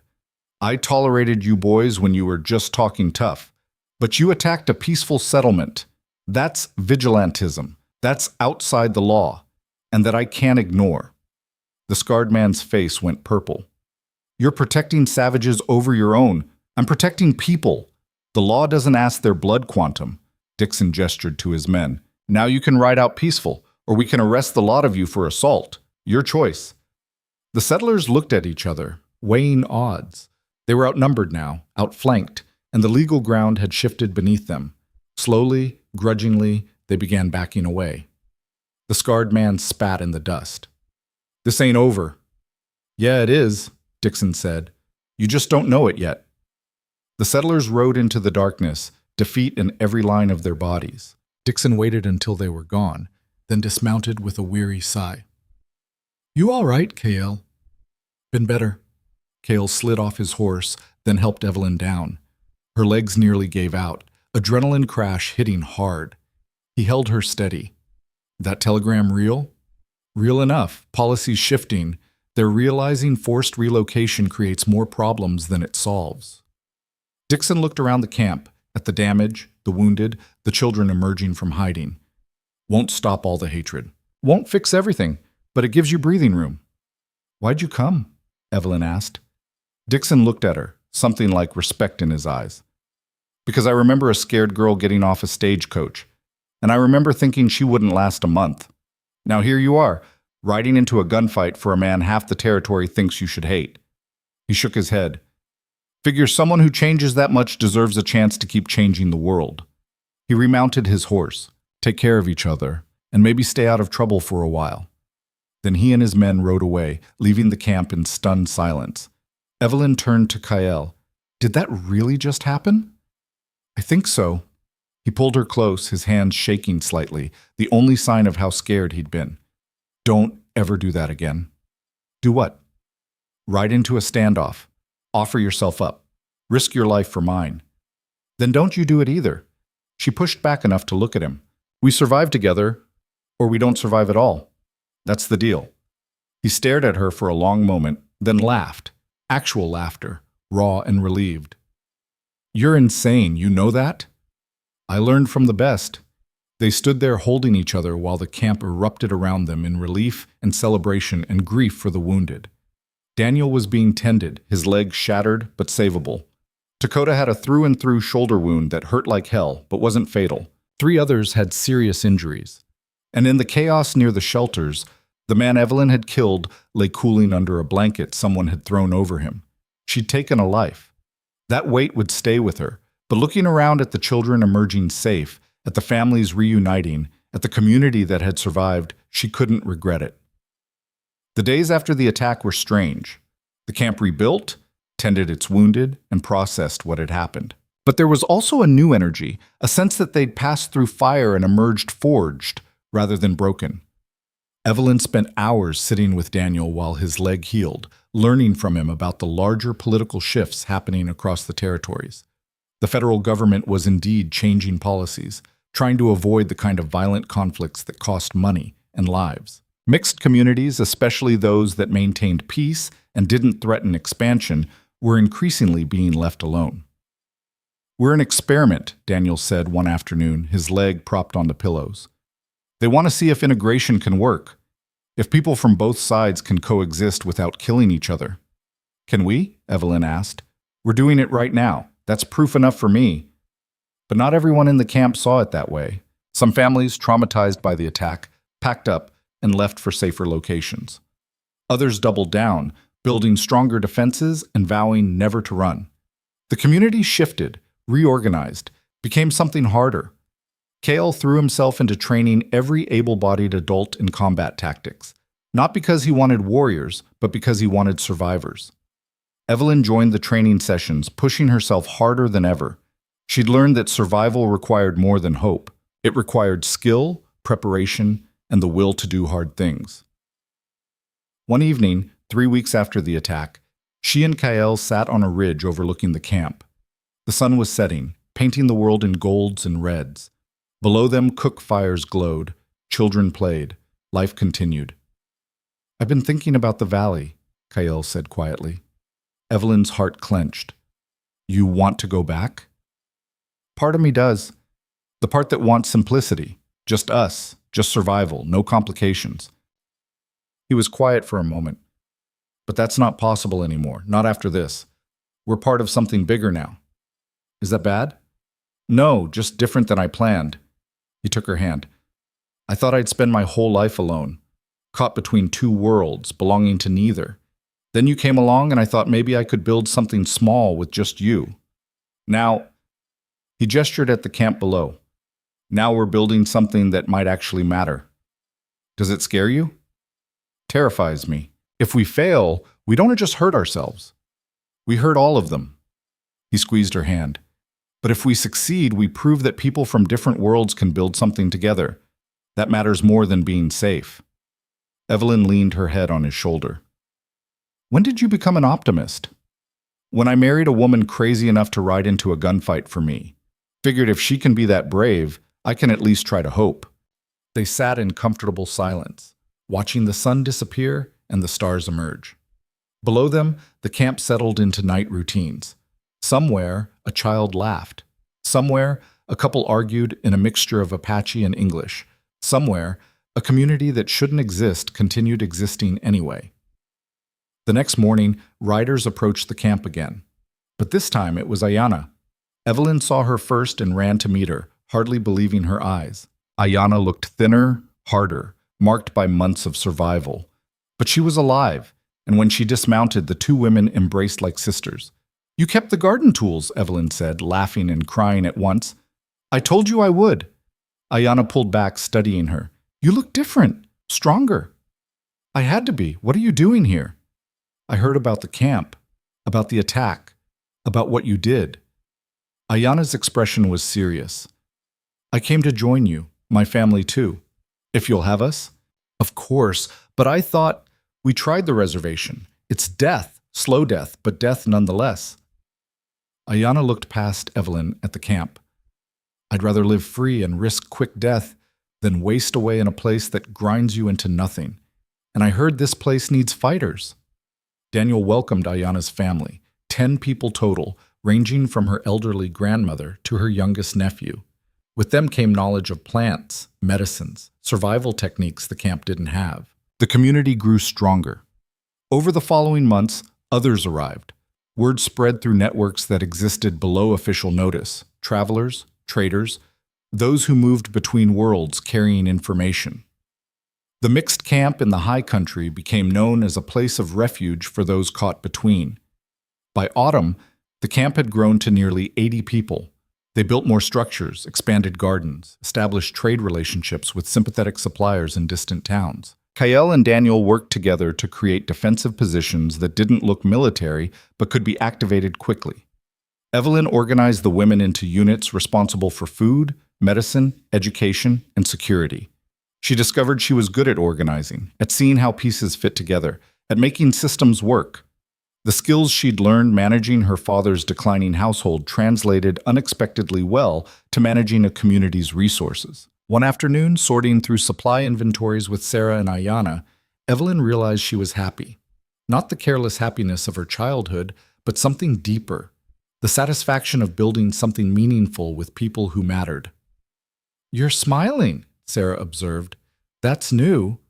"Am I?" Evelyn touched her face, surprised. "I suppose I am." "It's good to see. When you first arrived, you looked like you expected the world to end any second." "I did. But it didn't end. It just changed. Evelyn looked around at the storage building they'd constructed, at the carefully organized supplies, at the evidence of a functioning community. We're actually doing this. We're making it work. For now, Ayanna said, but winter's coming. That'll be the real test. She was right. The high country winter was brutal beyond anything Evelyn had imagined. Snow piled 10 feet deep. Temperatures dropped so low that water froze in seconds. The wind howled like a living thing, seeking any crack or weakness. But the camp endured. They'd stored enough food, built structures that could withstand the weight of snow and the fury of wind, established systems for rotating watch duties, for sharing heat, for keeping everyone alive through the killing cold. Evelyn and Kael spent long nights huddled by their fire, talking about everything and nothing. He taught her Apache stories, tales of coyote and raven, of heroes and fools, of a world that existed before the white men came. She taught him poetry she remembered from school, verses that seemed absurd in this context, but that he liked anyway. Say the one about the road again, he'd request on particularly brutal nights, and she'd recite, 2 roads diverged in a wood, and I took the one less traveled by, and that has made all the difference. We're on the road less traveled, Kael observed once. More like we're blazing a trail through country where no road exists, Evelyn corrected. But yes, it's made all the difference. During the worst of winter, supplies ran low despite their preparations. Daniel organized hunting parties that ventured into the deadly cold. Kael went out regularly, returning half frozen but carrying meat that kept people alive. One night, he didn't come back. Evelyn waited by the fire, watching the darkness, fear growing with each passing hour. The other hunters had returned, reporting they'd gotten separated during a sudden storm. Kael had gone after a wounded elk. No one had seen him since. At dawn, Evelyn prepared to go looking. Daniel tried to stop her. The storm's still out there. Going now is suicide. Then I'll die looking for my husband. Her voice was flat, final. You can't stop me. No, but I can come with you. He grabbed his coat, and so can the others. 5 of them rode into the whiteout. Evelyn, Daniel, Ayanna, and 2 of the Apache men who knew tracking. They followed Kael's trail as far as they could, but the snow had covered most signs. The wind was so fierce that communication was impossible. They could barely see 10 feet ahead. Evelyn pushed forward anyway, driven by terror and determination. She'd found Kael in a world that tried to kill her. She'd built a life with him against impossible odds. She wasn't losing him to a storm.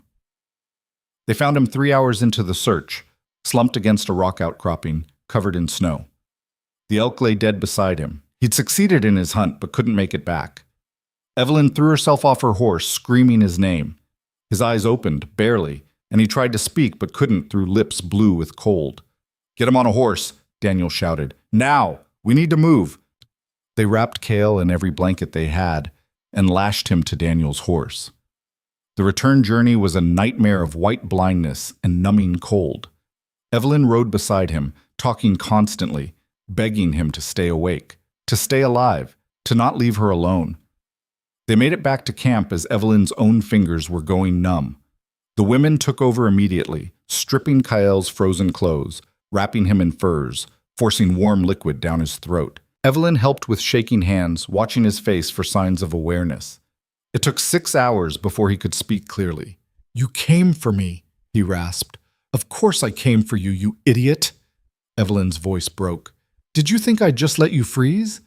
Thought you'd be smart, stay safe. Smart and safe don't mean anything without you. She gripped his hand hard enough to hurt. Don't do that again. Don't almost die on me. I'll try. He managed a weak smile. But that elk fed 20 people. Worth it. You're not worth less than an elk. Didn't say I was. Said feeding 20 people was worth the risk. Evelyn wanted to hit him and kiss him and scream at him all at once. Instead, she just held his hand and cried. Relief and rage and love all tangled together. He survived the frostbite, though he lost 2 toes and would always walk with a slight limp. Small price, he said when Evelyn mourned the loss. It's not small.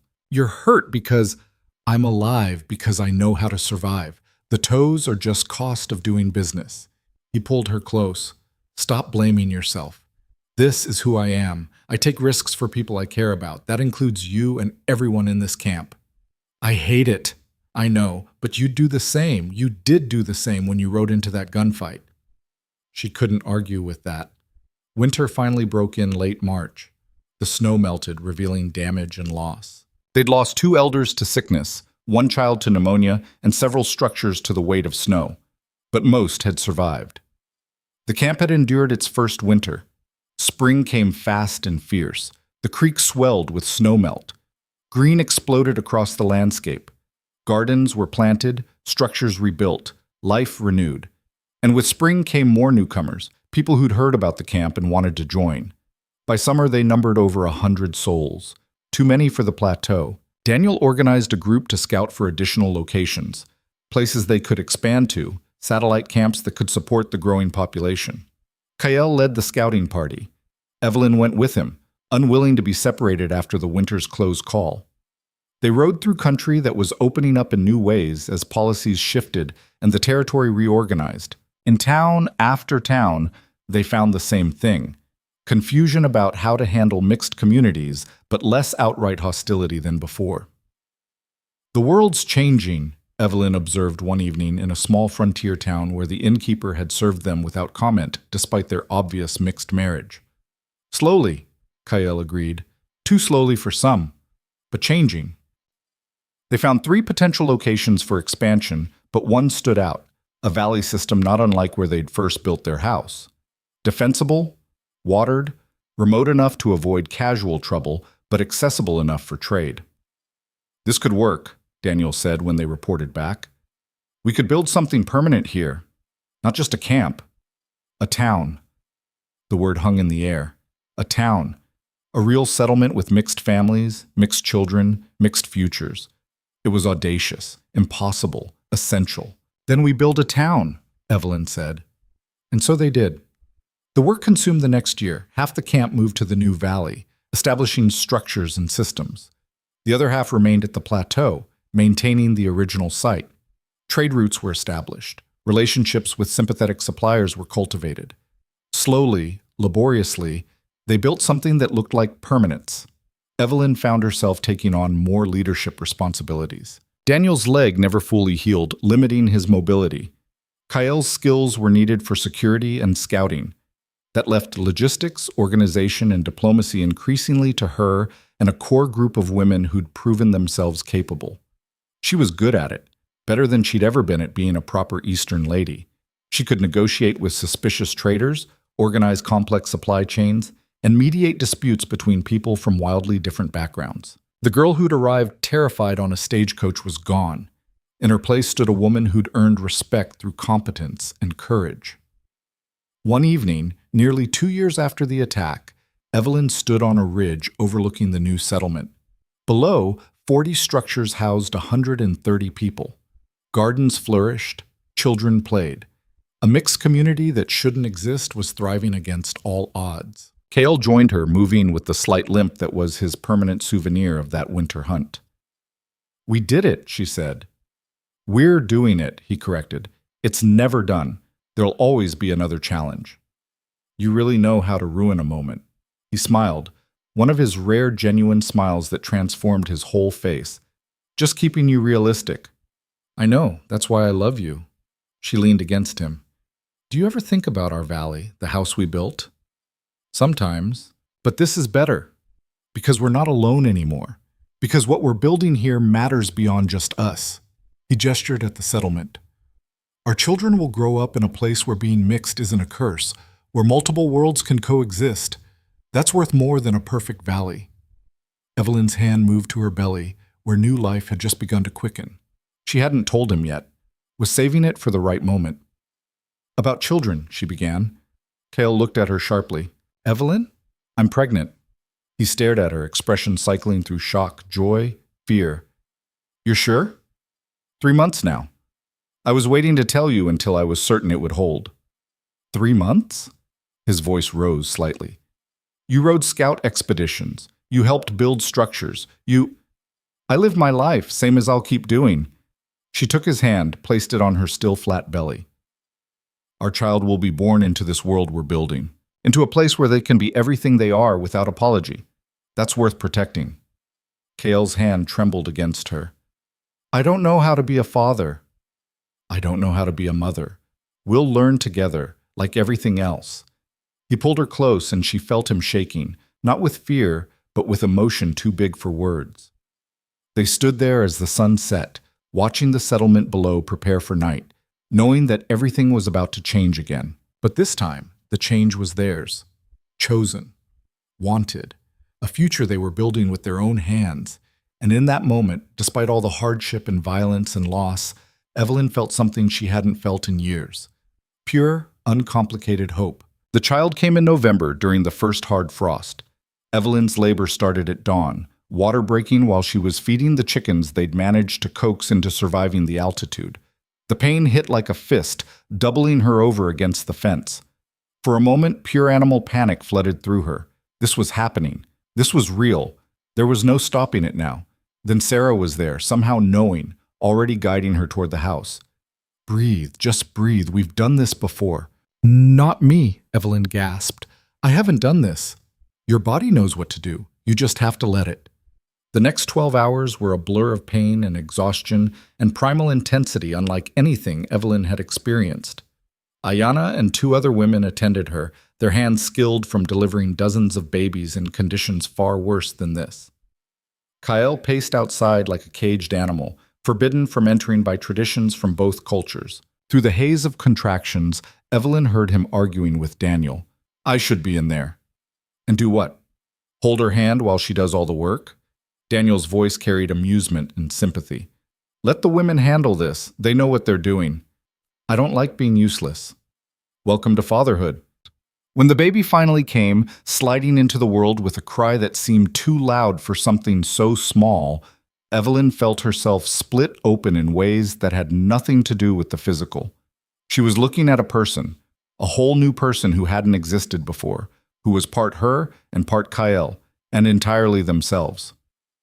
A girl, Ayana said, placing the squalling infant on Evelyn's chest. Strong lungs, good color, she's perfect. Evelyn stared down at the tiny face, at the shock of dark hair, at eyes that would probably end up somewhere between her gray and Kael's ice blue. The baby's skin was bronze pale, a perfect blend. She was beautiful and terrifying and more real than anything Evelyn had ever touched. Can I? Kael's voice from the doorway, uncertain, almost pleading. Get in here, Evelyn said, laughing and crying at once. He crossed the room in 3 strides and knelt beside the bed, staring at his daughter with an expression of absolute wonder. When he reached out to touch her tiny hand, she gripped his finger with surprising strength. She's so small, he whispered. She won't be for long, not with your appetite in her blood. Evelyn shifted the baby slightly. You want to hold her? Kael looked terrified. I don't know how. Neither do I. We're learning together, remember? He took the baby with exaggerated care, cradling her like she was made of glass. She opened her eyes and looked directly at him, and something in Kael's expression cracked wide open. Evelyn watched him fall in love with their daughter in real time. Watched this man who'd been so careful with his emotions completely surrender to a 7-pound infant. What do we call her? He asked. They'd debated names for months without settling on anything. Now, looking at her daughter, Evelyn knew. Hope. Her name is Hope.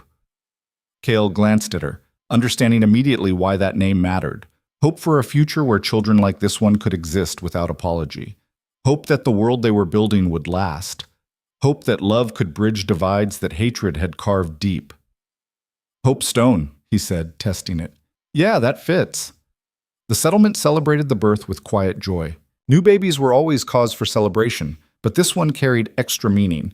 Hope was the first child born in the new valley, the first of a generation that would grow up calling this place home. She was proof that their experiment was working, that life continued despite all the forces arrayed against it. But the world wouldn't let them celebrate for long. 2 weeks after Hope's birth, riders came. Not settlers this time, but army. A Lieutenant Morris and 6 soldiers, all looking uncomfortable with their mission. Daniel and Kael met them at the settlement edge. Evelyn watched from her doorway, Hope bundled against her chest, heart pounding with familiar dread. We're not here for trouble, Lieutenant Morris said, dismounting. Just to deliver a message and get a count. A count of what? Daniel asked. People, structures, resources. Morris pulled out a ledger. Federal governments conducting a census of all settlements in the territory, mixed communities included. Since when does the government care about counting us? Since Washington decided they need accurate records for resource allocation and tax assessment. Morris looked around, professional but not hostile. You've got quite an operation here. How many residents? Daniel and Kael exchanged glances. Giving the government accurate numbers could be dangerous. It revealed their strength, but also their vulnerability. But refusing to cooperate could be worse. 143, Daniel said. As of this morning. Morris wrote that down. Buildings? 52 structures, mix of residential and communal. Livestock? The questions continued, methodical and bureaucratic. Morris recorded everything, occasionally asking for clarification, but never expressing judgment. When he finished, he closed the ledger and looked at Daniel directly. You should know there's talk in the territorial legislature about incorporation. They're considering allowing settlements like yours to apply for official town status. Evelyn's breath caught. Official status would mean legal recognition, property rights, the ability to establish formal trade. It would transform them from squatters into legitimate citizens. What's the catch? Kael asked. Because there was always a catch. Taxes, regulation, compliance with territorial law, and you'd need to maintain a certain population threshold, minimum 100 registered residents. Morris tucked the ledger away. It's not a guarantee. Legislature could vote it down, but if it passes, you'd have the option. Why are you telling us this? Daniel's eyes were suspicious. You could have just done your count and left. Morris hesitated, then said quietly, Because my wife is half Cheyenne. Our children are mixed. Right now, we hide it. Pretend she's Mexican or Spanish, whatever keeps us safe. But if places like this succeed, if you prove integration can work, he trailed off. My family wouldn't have to hide anymore. The words hung in the cold air. Here was a soldier, a representative of the government that had forced relocations and broken treaties, admitting that he had as much stake in their success as they did. We'll think about it, Daniel said. Morris nodded. Fair enough. We'll be back in 6 months for another count. Be ready. The soldiers rode away, leaving the settlement buzzing with anxious energy. Official recognition was tempting, but it meant visibility. It meant putting themselves on maps, in records, where enemies could find them easily. That night, the council met. Daniel, Kael, Evelyn, Dakota, and 5 others who'd emerged as community leaders. They argued for hours. Recognition means protection, one faction argued. If we're official, the army has to defend us. Random settlers can't just attack. Recognition means control, the opposition countered. They'll regulate everything. Tell us how to live. Take away our autonomy. Evelyn listened to both sides, nursing hope, thinking. Finally, she spoke. We've spent 3 years building something that exists in the shadows. Hidden. Always looking over our shoulders. She looked around the circle. Maybe it's time to step into the light. Yes, there are risks. But there are risks either way. At least if we're official, we're fighting with law on our side instead of against it. The law hasn't protected people like us before, Dakota said quietly. Why would it start now? Because we're not asking for protection. We're demanding recognition. Evelyn's voice was firm. We're here. We exist. We're not going away. They can acknowledge that reality or keep pretending we don't exist. But pretending is getting harder. Kael was watching her with that expression that meant he was seeing something new. You think we should do it? I think we should vote. Everyone in the settlement, not just us. Evelyn shifted hope to her other arm. This affects everyone. Everyone should decide. It took 2 weeks to organize a proper vote. They debated in communal spaces, around dinner fires, in the privacy of homes. The settlement was split almost evenly, those who wanted the security of recognition versus those who feared the cost. In the end, the vote passed by 7 voices. They would pursue official incorporation. The next months were a bureaucratic nightmare. Applications to file, regulations to study, standards to meet. They had to establish formal governance, a council with elected positions, record-keeping systems, dispute resolution processes. Evelyn found herself drafting bylaws, organizing elections, creating the infrastructure of legitimate government. It was exhausting and tedious and absolutely necessary. Kael focused on the physical requirements, ensuring structures met territorial building codes, establishing clear property boundaries, improving roads for official inspection. He worked himself to exhaustion, driven by the knowledge that failure meant losing everything they'd built. Hope grew through all of it, oblivious to the stakes. She learned to smile, to laugh, to grab at everything within reach. Evelyn would work on documents with her daughter strapped to her chest, signing forms while Hope drooled on the papers. "She's going to grow up thinking bureaucracy is normal," Kael observed one evening. "Better than growing up thinking violence is normal." Evelyn finished another form, set it aside. "How many more inspections?" "2. Roads and water supply. If we pass both, we're done." They passed. Barely, and only after frantic last-minute improvements, but they passed. In April, a formal letter arrived from the territorial capital. Evelyn read it aloud to the assembled settlement, her voice shaking slightly. By order of the territorial legislature and the governor's office, the settlement formerly known as High Valley Camp is hereby recognized as the incorporated town of Stone's Hope, with all rights and responsibilities thereof. The settlement, the town, erupted in celebration. They'd done it. They existed officially, legally, legitimately. But legitimacy brought new challenges. With official status came tax obligations. The town owed the territory a percentage of their production: crops, livestock, goods. It wasn't crushing, but it was substantial enough to require careful management. Evelyn established accounting systems, tracked every bushel and animal, calculated obligations down to the penny. They also had to deal with official visitors. Territorial inspectors came regularly, poking into everything, ensuring compliance. Most were professional, some were sympathetic, a few were openly hostile. Learning to navigate that landscape required constant vigilance, and then there was the matter of law enforcement. As an incorporated town, Stone's Hope needed an official law officer. The territorial marshal's office offered to assign someone, but Daniel convinced them to let the town select their own candidate, subject to approval. The council met to discuss options. "It should be Kael," Dakota said immediately. Kael shook his head. "Bad idea. I'm too visible as a target. Every settler with a grudge would see me as a symbol to attack." "Then who?" Sarah asked. "We need someone both sides will respect. Someone who can navigate between cultures." Evelyn watched the debate, thinking. They needed someone with Kael's skills but without his baggage. Someone who could enforce law without inflaming tensions. Someone who... "What about Paul?" she said suddenly. Everyone turned to look at her. Paul was a mixed-blood Comanche who'd arrived 6 months ago with his white wife and 3 children.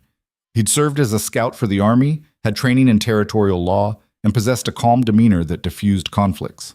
"He's only been here 6 months," someone objected, "which means he's not tangled in old disputes. He can enforce rules without favoritism." Evelyn looked at Daniel. "And he has the credentials the marshal's office will approve." They approached Paul, who was surprised but willing. The territorial marshal approved his appointment after an interview. Stone's Hope had its first official law officer. Paul took to the role naturally, establishing clear rules and enforcing them consistently. He dealt with everything from property disputes to theft to the occasional drunken brawl. His mixed heritage and calm authority made him acceptable to most factions, but not everyone was happy with the town's new legitimacy. In June, a delegation arrived from Mesa Junction, the nearest established settlement. 5 town councilmen, all white, all looking at Stone's Hope like it was a disease they'd been ordered to diagnose. Daniel and Evelyn met with them in the newly constructed town hall. Kael stood nearby, officially just observing, actually radiating controlled threat. The lead councilman, a heavy man named Porter with a politician's false smile, got right to the point. "We're concerned about precedent. Your town's incorporation sets a dangerous example." "Dangerous how?" Evelyn asked coolly. "It suggests that mixed communities are acceptable, that integration is viable." Porter's smile never wavered. "We've worked hard to maintain clear boundaries in Mesa Junction. Your existence undermines that effort." "Your boundaries are your business," Daniel said. "We're not forcing anyone to integrate. We're just existing. For now. But what happens when your population grows? When you need more land? When your mixed children start wanting to marry our pure children? Porter leaned forward. You're a foot in the door, Mr. Daniel, and once that door opens, it's hard to close. Evelyn felt rage rising but kept her voice level. Our children aren't a disease, Mr. Porter. They're people. Citizens, same as yours. Are they, though? Porter's mask slipped slightly. Are children of two worlds really the same as children with clear heritage? Don't they end up belonging nowhere? They belong here, Kael said quietly. That's the point. Porter's eyes flicked to him, dismissive. The scout. I remember you. You're the one who started all this. No, I'm the one who survived all this. There's a difference. The tension in the room ratcheted up. Porter seemed to realize he'd overplayed his hand. He sat back, smile returning. We're not here to make threats. We're here to establish understanding. Mesa Junction will respect your incorporation, but we expect certain considerations. Such as? Daniel's tone was wary. Your people don't try to settle near our town. You keep your mixed marriages and integrated policies to yourselves. And if anyone from Mesa Junction chooses to leave and join you, we reserve the right to deny them future business or passage through our territory. You can't do that, Evelyn said. Territorial law guarantees freedom of movement. Law is what we enforce, and we enforce our community standards. Porter stood. Think about our offer. Isolation in exchange for tolerance. It's better than the alternative. They left, taking their threat with them. The council met that night, voices rising in anger and fear. Mesa Junction was bigger, wealthier, and politically connected. If they decided to make Stone's Hope's existence difficult, they could do real damage. We can't accept isolation, Dakota argued. That's just another form of the reservation system, contained and controlled. But we can't fight them directly, someone else countered. They have resources we don't. Evelyn listened to the spiraling panic and felt something harden inside her. She stood, and the room quieted. They want us to be afraid, to accept whatever crumbs they're willing to give us, to be grateful for tolerance instead of demanding equality. Her voice was cold with fury. I was sold into marriage to escape debt. I came west expecting to die or disappear. Instead, I found purpose. I found love. I found a community worth fighting for. And I'll be damned if I let men like Porter decide how we live. What are you suggesting? Daniel asked. We don't accept their terms. We don't isolate ourselves. We continue growing, continue building, continue proving that integration works. She looked around the circle. And we document everything, every success, every birth, every peaceful resolution. We create a record that shows the world what we're achieving, so when they try to shut us down, we have proof that they're wrong. But that's a long game, Kael observed. Then we play the long game. We've survived this long. We can survive longer. The council voted to reject Mesa Junction's offer. It was a gamble, but isolation was death by another name. The retaliation came swiftly. Merchants who'd traded with Stone's Hope suddenly refused service. Prices for goods that couldn't be produced locally skyrocketed. Travelers were warned against stopping at the mixed town. The economic pressure was real and immediate. But Stone's Hope adapted. They expanded their own production, became more self-sufficient. They established trade routes with other sympathetic communities, some days travel away. They learned to do without what they couldn't get. It was hard. There were nights when Evelyn wondered if she'd made the right choice, if maybe isolation and tolerance would have been better than this constant struggle. Then Hope would laugh, or Evelyn would see the town's children playing together, Apache and white and Mexican and every combination thereof, and she'd remember why they were fighting. One evening in late summer, Evelyn was working in the garden while Hope napped nearby in a basket. The plants were thriving despite everything, tomatoes ripening, beans climbing their poles, proof that life persisted. Kael appeared, walking with his characteristic silence. He knelt beside Hope's basket, watching their daughter sleep with an expression of fierce protectiveness. I've been thinking, he said quietly. Dangerous habit. About what we're building, what it costs, what it might cost later. He touched Hope's tiny hand. Is it fair to her? Raising her in the middle of this conflict? Evelyn set down her trowel, wiped dirt from her hands. What's the alternative? Raise her somewhere that tells her she's wrong for existing? That her very blood is a mistake? We could go back to the valley, just us. raise her away from all this. Could we, though? Evelyn challenged. Could we really hide knowing that everyone we left behind is still fighting? That Hope will eventually ask why we ran? Kael was quiet, wrestling with something. I'm scared, he finally admitted. Every day I'm scared that I've dragged you and her into something that will destroy you both. That my choices will get you killed. Evelyn moved to kneel beside him. Your choices gave me a life, gave us a daughter, gave 150 people a place to exist without apology. If that's destruction, it's the most beautiful kind. You don't know what's coming. The pressure from Mesa Junction is just the beginning. There are forces much bigger than we'll face them together, like we faced everything else. She took his face in her hands, forcing him to look at her. I'm not the frightened girl who got off that stagecoach. You made sure of that. You taught me to survive, to fight, to see value in myself beyond what society decided. Now I'm teaching our daughter the same thing. That's not destruction, that's revolution. He kissed her hard, desperately, like she was the only solid thing in a dissolving world. Hope stirred in her basket, making small sounds of waking. They broke apart, and Kael lifted his daughter, cradling her against his chest. All right, he said. We stay, we fight, we prove them wrong. We proved them wrong, Evelyn agreed. The fight came sooner than expected. In September, the territorial marshal arrived with news. The legislature was considering a bill that would revoke incorporation status from any town that didn't maintain cultural integrity. It was clearly aimed at Stone's Hope and a handful of other mixed communities that had gained official status. They're calling it the Preservation Act, the marshal explained. He was an older man named Crawford, sympathetic but bound by law. If it passes, you'll have 6 months to either segregate or lose incorporation. Segregate how? Daniel demanded. Separate communities, Apache on one side, white on the other, no mixed marriages, no integrated housing. Crawford looked pained. I know it's impossible, that's the point. They want you to fail so they can shut you down legally. The town erupted in panic and rage. Everything they'd built, all the progress they'd made, threatened by political maneuvering they couldn't directly fight. Evelyn felt the old fear trying to resurface, the helplessness she'd felt watching her father's world collapse. But this time she wasn't powerless. This time she had knowledge, skills, and a community behind her. We need to go to this capital, she said at the emergency council meeting. And do what? Dakota asked. We can't outvote the legislature. No, but we can make them see us, make them understand that we're not an abstract problem to be solved. We're people, families, citizens. Evelyn's mind was racing, planning. We send a delegation. We bring our children. We tell our stories. We force them to look at what they're actually destroying.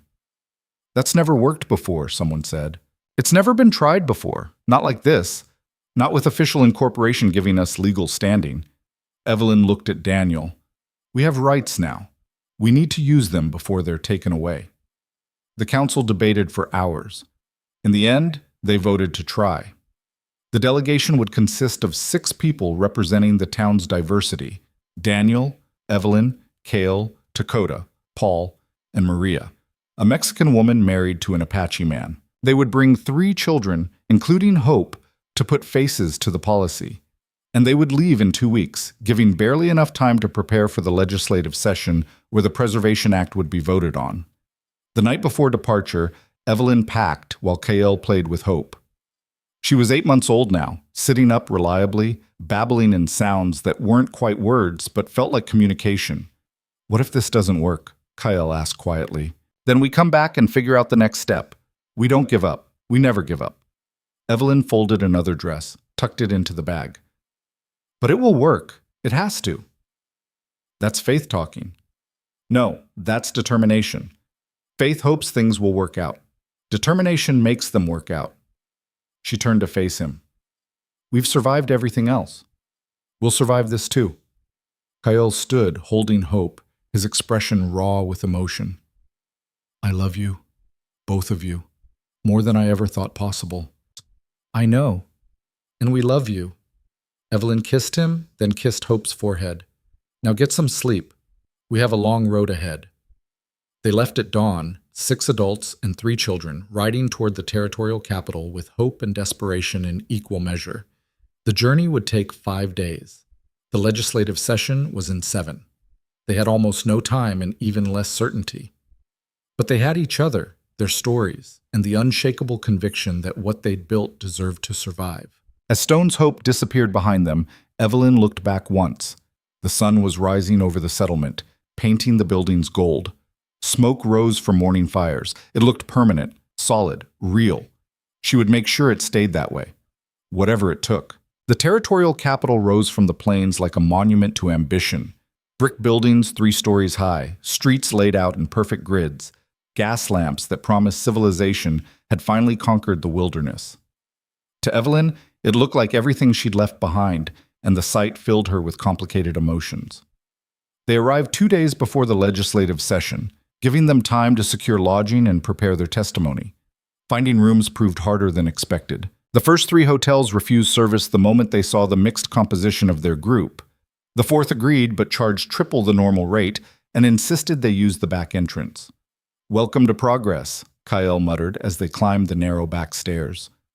Their rooms were small and overpriced, but at least they were together.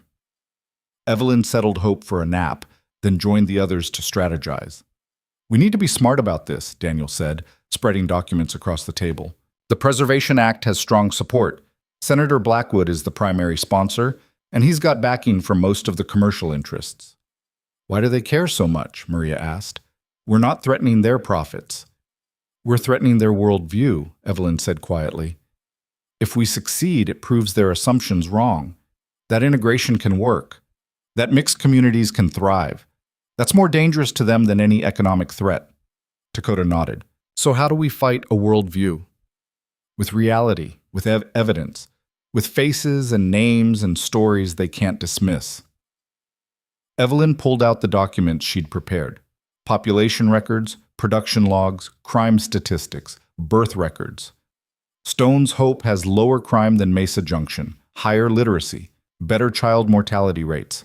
We've built something that works better than their pure communities. We prove that with numbers. "Numbers won't sway men like Blackwood," Paul observed. "He's an ideologue. Facts don't matter to him." "Then we don't target him. We target the moderates, the ones who might be swayed." Daniel studied the list of legislators. "There are at least 10 who haven't publicly committed. If we can convince 5 of them, we block the bill." They spent the next 2 days in careful lobbying. Evelyn found herself drawing on skills she'd learned in her father's parlor: how to make small talk, how to read a room, how to present uncomfortable truths in palatable ways. But now those skills served a purpose that mattered. Some legislators listened politely and promised nothing. Others were openly hostile, seeing the delegation as proof that territorial standards were slipping. But a precious few, seemed genuinely curious about what Stone's Hope had achieved. Senator Hayes was one of those few. A thin man in his 50s with intelligent eyes, he invited them to his office on the eve of the vote. "I've read your materials," he said, gesturing to Evelyn's carefully prepared documents. "Impressive statistics. But statistics can be manipulated. What I want to know is whether this is sustainable, whether in 5 years, 10 years, your town will still exist, or whether it'll collapse into the kind of violence we've seen elsewhere." "The violence we've seen has come from outside," Kael said, "from people who can't accept that we exist." "Fair point. But internal tensions exist too, don't they? Different cultures, different values. How do you prevent that from tearing you apart?" Evelyn stepped forward, holding Hope. "May I tell you a story, Senator?" Hayes gestured his assent. "When I arrived in the territory, I was terrified. I'd been sold into marriage to escape debt, sent to wed a man I'd never met, forced into a world I didn't understand." She met his eyes. "By every measure, I should have failed, should have run or broken or died. But I didn't, because Kael taught me that survival requires adaptation, and because the people of Stone's Hope taught me that community requires acceptance." She shifted Hope to her other arm. "This is my daughter. She's Apache and white, Eastern education and desert survival, 2 worlds that supposedly can't coexist. But she does coexist. She's proof that integration isn't just possible, it's natural. The only thing preventing it is fear." "And what happens when she grows up?" Hayes asked. "When she wants to marry? Will she find acceptance in a white community, an Apache community? Or will she be caught between belonging nowhere. She'll belong in Stone's Hope, and in every other place brave enough to see people as people rather than categories. Evelyn's voice was firm. But only if places like ours are allowed to exist. Only if you vote against this act. Hayes was quiet for a long moment. You make a compelling case, Mrs. Stone, but I'm one vote among many. Then convince the others, show them our evidence, tell them our stories. Evelyn set down a packet of documents. Or let history record that you had the chance to support something new and chose fear instead. She walked out, not waiting for his response, trusting that the words would do their work. The legislative session began at 10 the next morning. The delegation sat in the public gallery, surrounded by hostile stares and whispered comments. Evelyn held Hope close, using her daughter as both shield and symbol. Senator Blackwood presented the Preservation Act with practiced rhetoric. He spoke of cultural integrity, of protecting heritage, of preventing the dilution of what made the territory strong. His words were polished and persuasive, painting integration as a threat rather than an opportunity. We have a choice, he concluded. Do we preserve what our ancestors built, or do we allow it to be washed away in a tide of misguided tolerance? I say we preserve. I say we protect. I say we pass this act and send a clear message that some boundaries are worth maintaining. Applause erupted from his supporters. Then Senator Hayes stood to speak. My colleague speaks of preservation as if cultures are museum pieces, static, unchanging, requiring protection from contamination. His voice was measured but carried weight. But cultures have always evolved through contact and exchange. The question isn't whether change happens, but whether we facilitate it peacefully or violently. He held up Evelyn's documents. I've reviewed data from Stone's Hope, a town of mixed heritage that has achieved lower crime, higher productivity, and better health outcomes than comparable, homogeneous settlements. This isn't theory. This is measurable success, and we're considering destroying it because it challenges our assumptions. He paused, looking around the chamber. I've also met the people of Stone's Hope, including an 8-month-old infant who represents everything this act claims to prevent, the mixing of bloodlines, the blending of cultures. Looking at that child, I couldn't help but wonder, what exactly are we afraid of? That she'll grow up speaking 2 languages, understanding 2 perspectives, being able to bridge divides we've created? More murmurs, but these sounded thoughtful rather than hostile. The Preservation Act claims to protect culture, but it actually protects fear. Fear of change, fear of the unfamiliar, fear that our way of life can't survive contact with others. Hayes set the documents down. I propose we reject that fear, that we allow communities like Stone's Hope to continue their experiment, and that we judge them by results rather than prejudice. He sat down to scattered applause. The debate continued for 3 hours. Legislators argued passionately on both sides. Some cited economic concerns. Others raised moral objections. A few spoke eloquently about freedom and the right to self-determination. Through it all, Evelyn sat rigid with tension, Hope sleeping against her chest, Kael's hand gripping hers so tight it hurt. Finally, the vote was called. The chamber went silent as the secretary called roll. Each legislator stood to cast their vote. Aye to pass the Preservation Act and destroy Stone's Hope, nay to reject it and let them continue. The first 10 votes were split evenly, then a cluster of ayes, then more nays. The count seesawed back and forth, impossible to predict. Evelyn stopped breathing when they reached the final votes, the undecideds who would determine everything. Senator Hayes voted nay, as expected. The next senator voted aye, then another nay. Another aye. The count stood at 17-17 with 1 vote remaining. Senator Morrison, a middle-aged woman who'd said nothing during the debate, stood slowly. The chamber held its collective breath. I vote nay. The chamber erupted. Supporters of the act shouted in anger. Opponents cheered. The secretary called for order, his voice barely audible over the chaos. 18-17. The Preservation Act had failed. Stone's Hope would survive. Evelyn felt something break loose in her chest, relief so profound it felt like pain. Kael pulled her and Hope into his arms, and she realized he was shaking. Around them, the rest of their delegation was embracing, crying, laughing. They'd won. Against impossible odds, against powerful interests, against fear itself, they'd won. But the victory celebration was short-lived. As they left the legislative building, a crowd had gathered, angry men shouting threats, calling them abominations, promising that the fight wasn't over. Marshal Crawford and several deputies formed a protective cordon, but the hatred in those faces was real and immediate.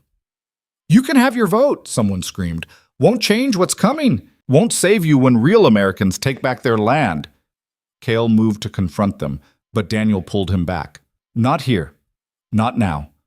We won the battle that mattered." They returned to the hotel under escort, the celebration of victory tempered by the reminder that laws couldn't change hearts. That night, lying in bed with hope between them, Evelyn and Kael talked quietly about what came next. "This doesn't end," Kael said. "Defeating the act bought us time, but the hatred is still there." "I know, but time is what we needed. Time to grow stronger, time to prove ourselves beyond any doubt." Evelyn touched Hope's sleeping face. "By the time she's grown, maybe the world will be different."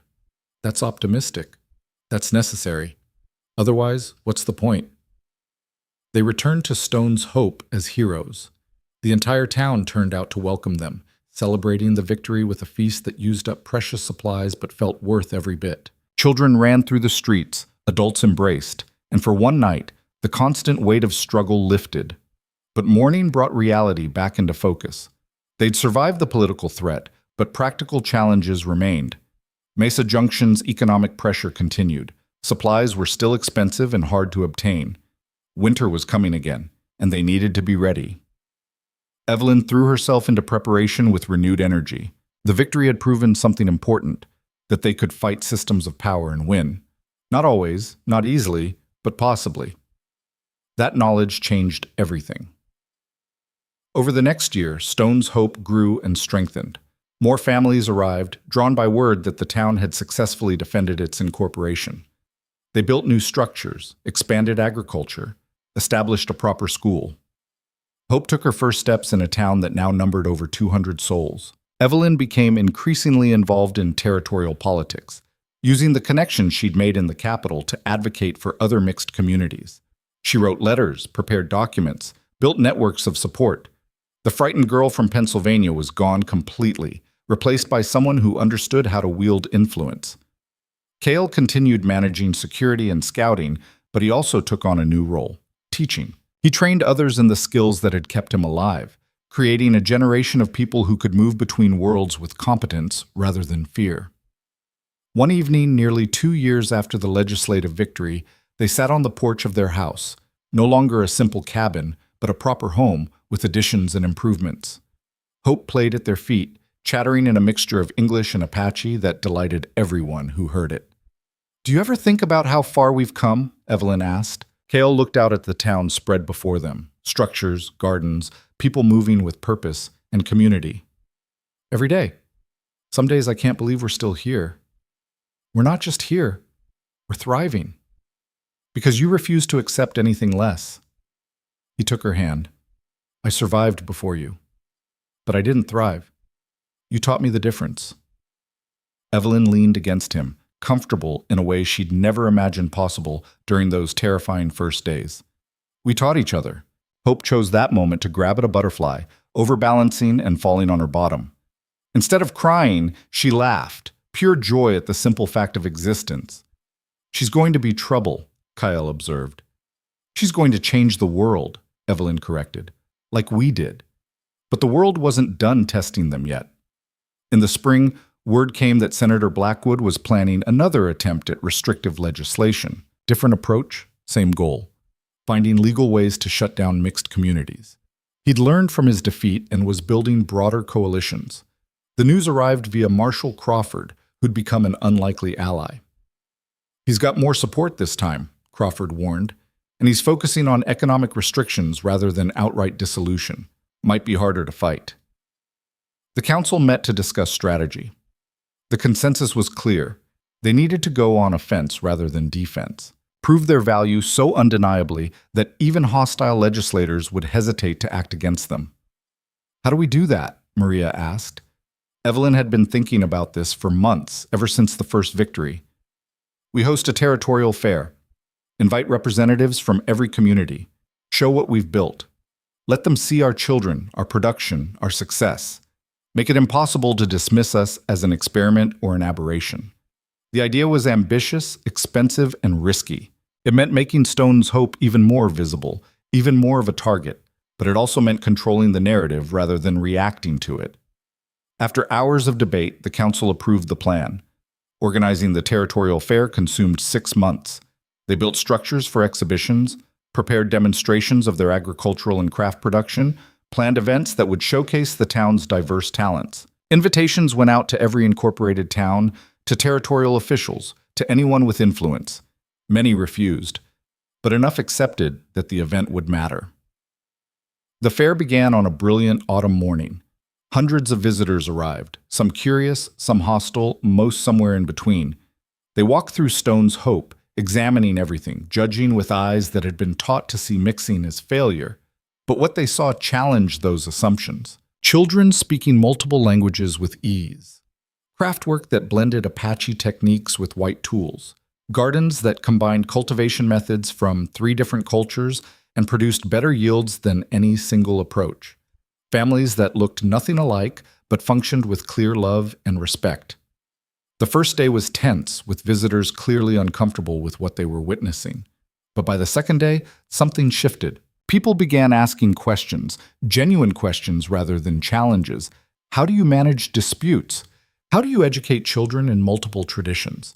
How do you maintain identity while accepting difference? Evelyn answered hundreds of questions, always bringing the conversation back to practical results rather than abstract theory. We don't argue about philosophy, she'd say. We focus on what works. And this works. On the final day of the fair, Senator Blackwood himself arrived. He toured the town with barely concealed disgust, making notes, asking pointed questions designed to expose flaws. When he reached the school, he watched the children's multilingual lessons with an expression of profound disapproval. "This is exactly what I feared," he said loudly enough for everyone to hear. Children being taught to reject their heritage in favor of confused amalgamation. Hope chose that moment to run up to him, 3 years old now, fearless and curious. "Hello, want to see my drawing?" She thrust a paper at him, showing a picture of a house with people of various colors standing together. The drawing was crude, but the message clear. Blackwood stared at the drawing, then at Hope. "Who are all these people?" "My family.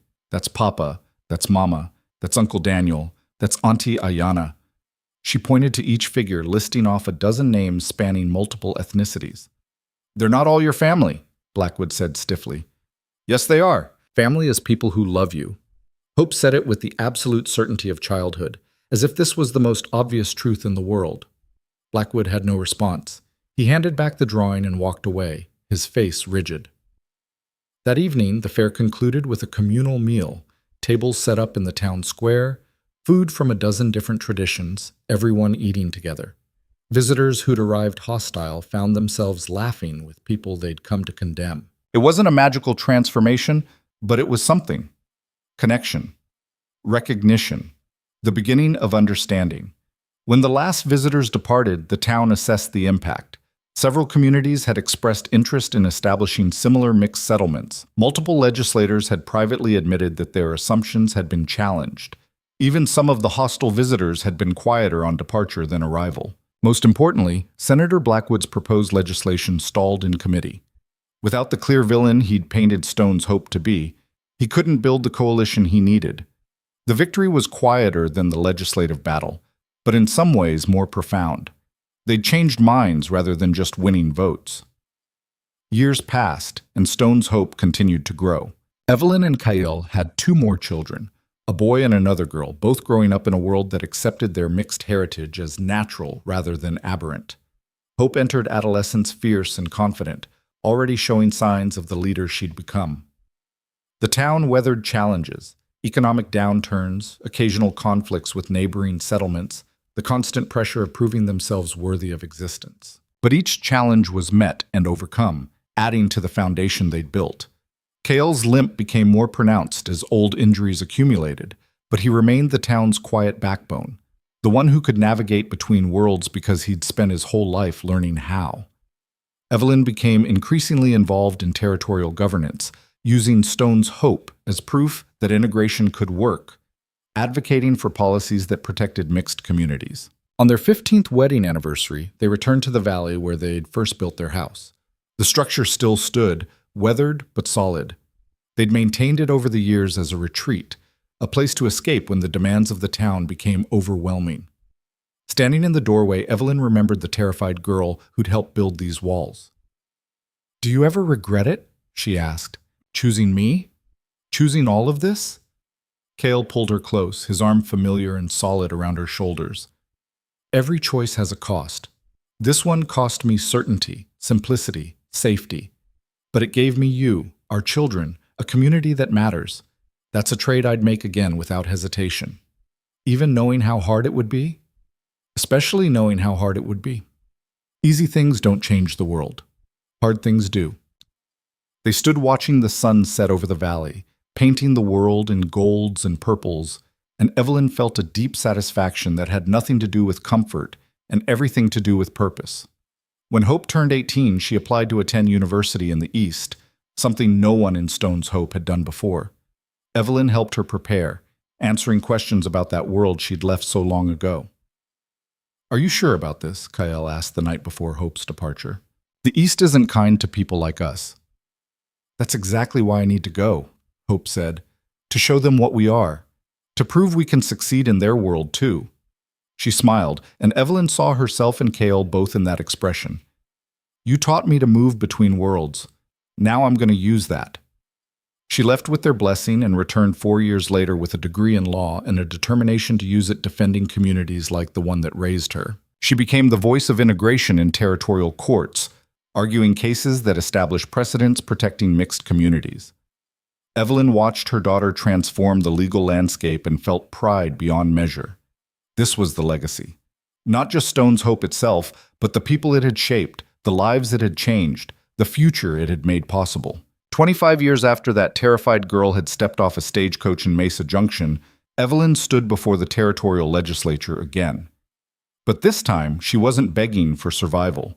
She was presenting a proposal for official designation of Stone's Hope as the territorial capital of integration studies, a center where communities could learn from their model. The proposal passed with only 3 dissenting votes. That evening, returning to Stone's Hope in a proper coach on a proper road, Evelyn reflected on the impossible distance traveled. The town now numbered over 800 residents.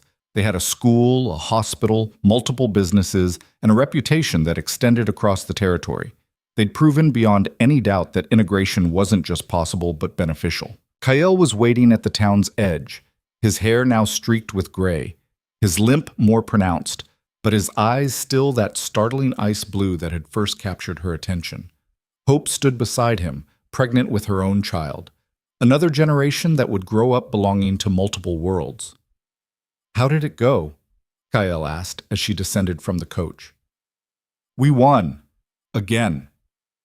Evelyn took his hand, feeling the familiar calluses that told the story of a life spent building.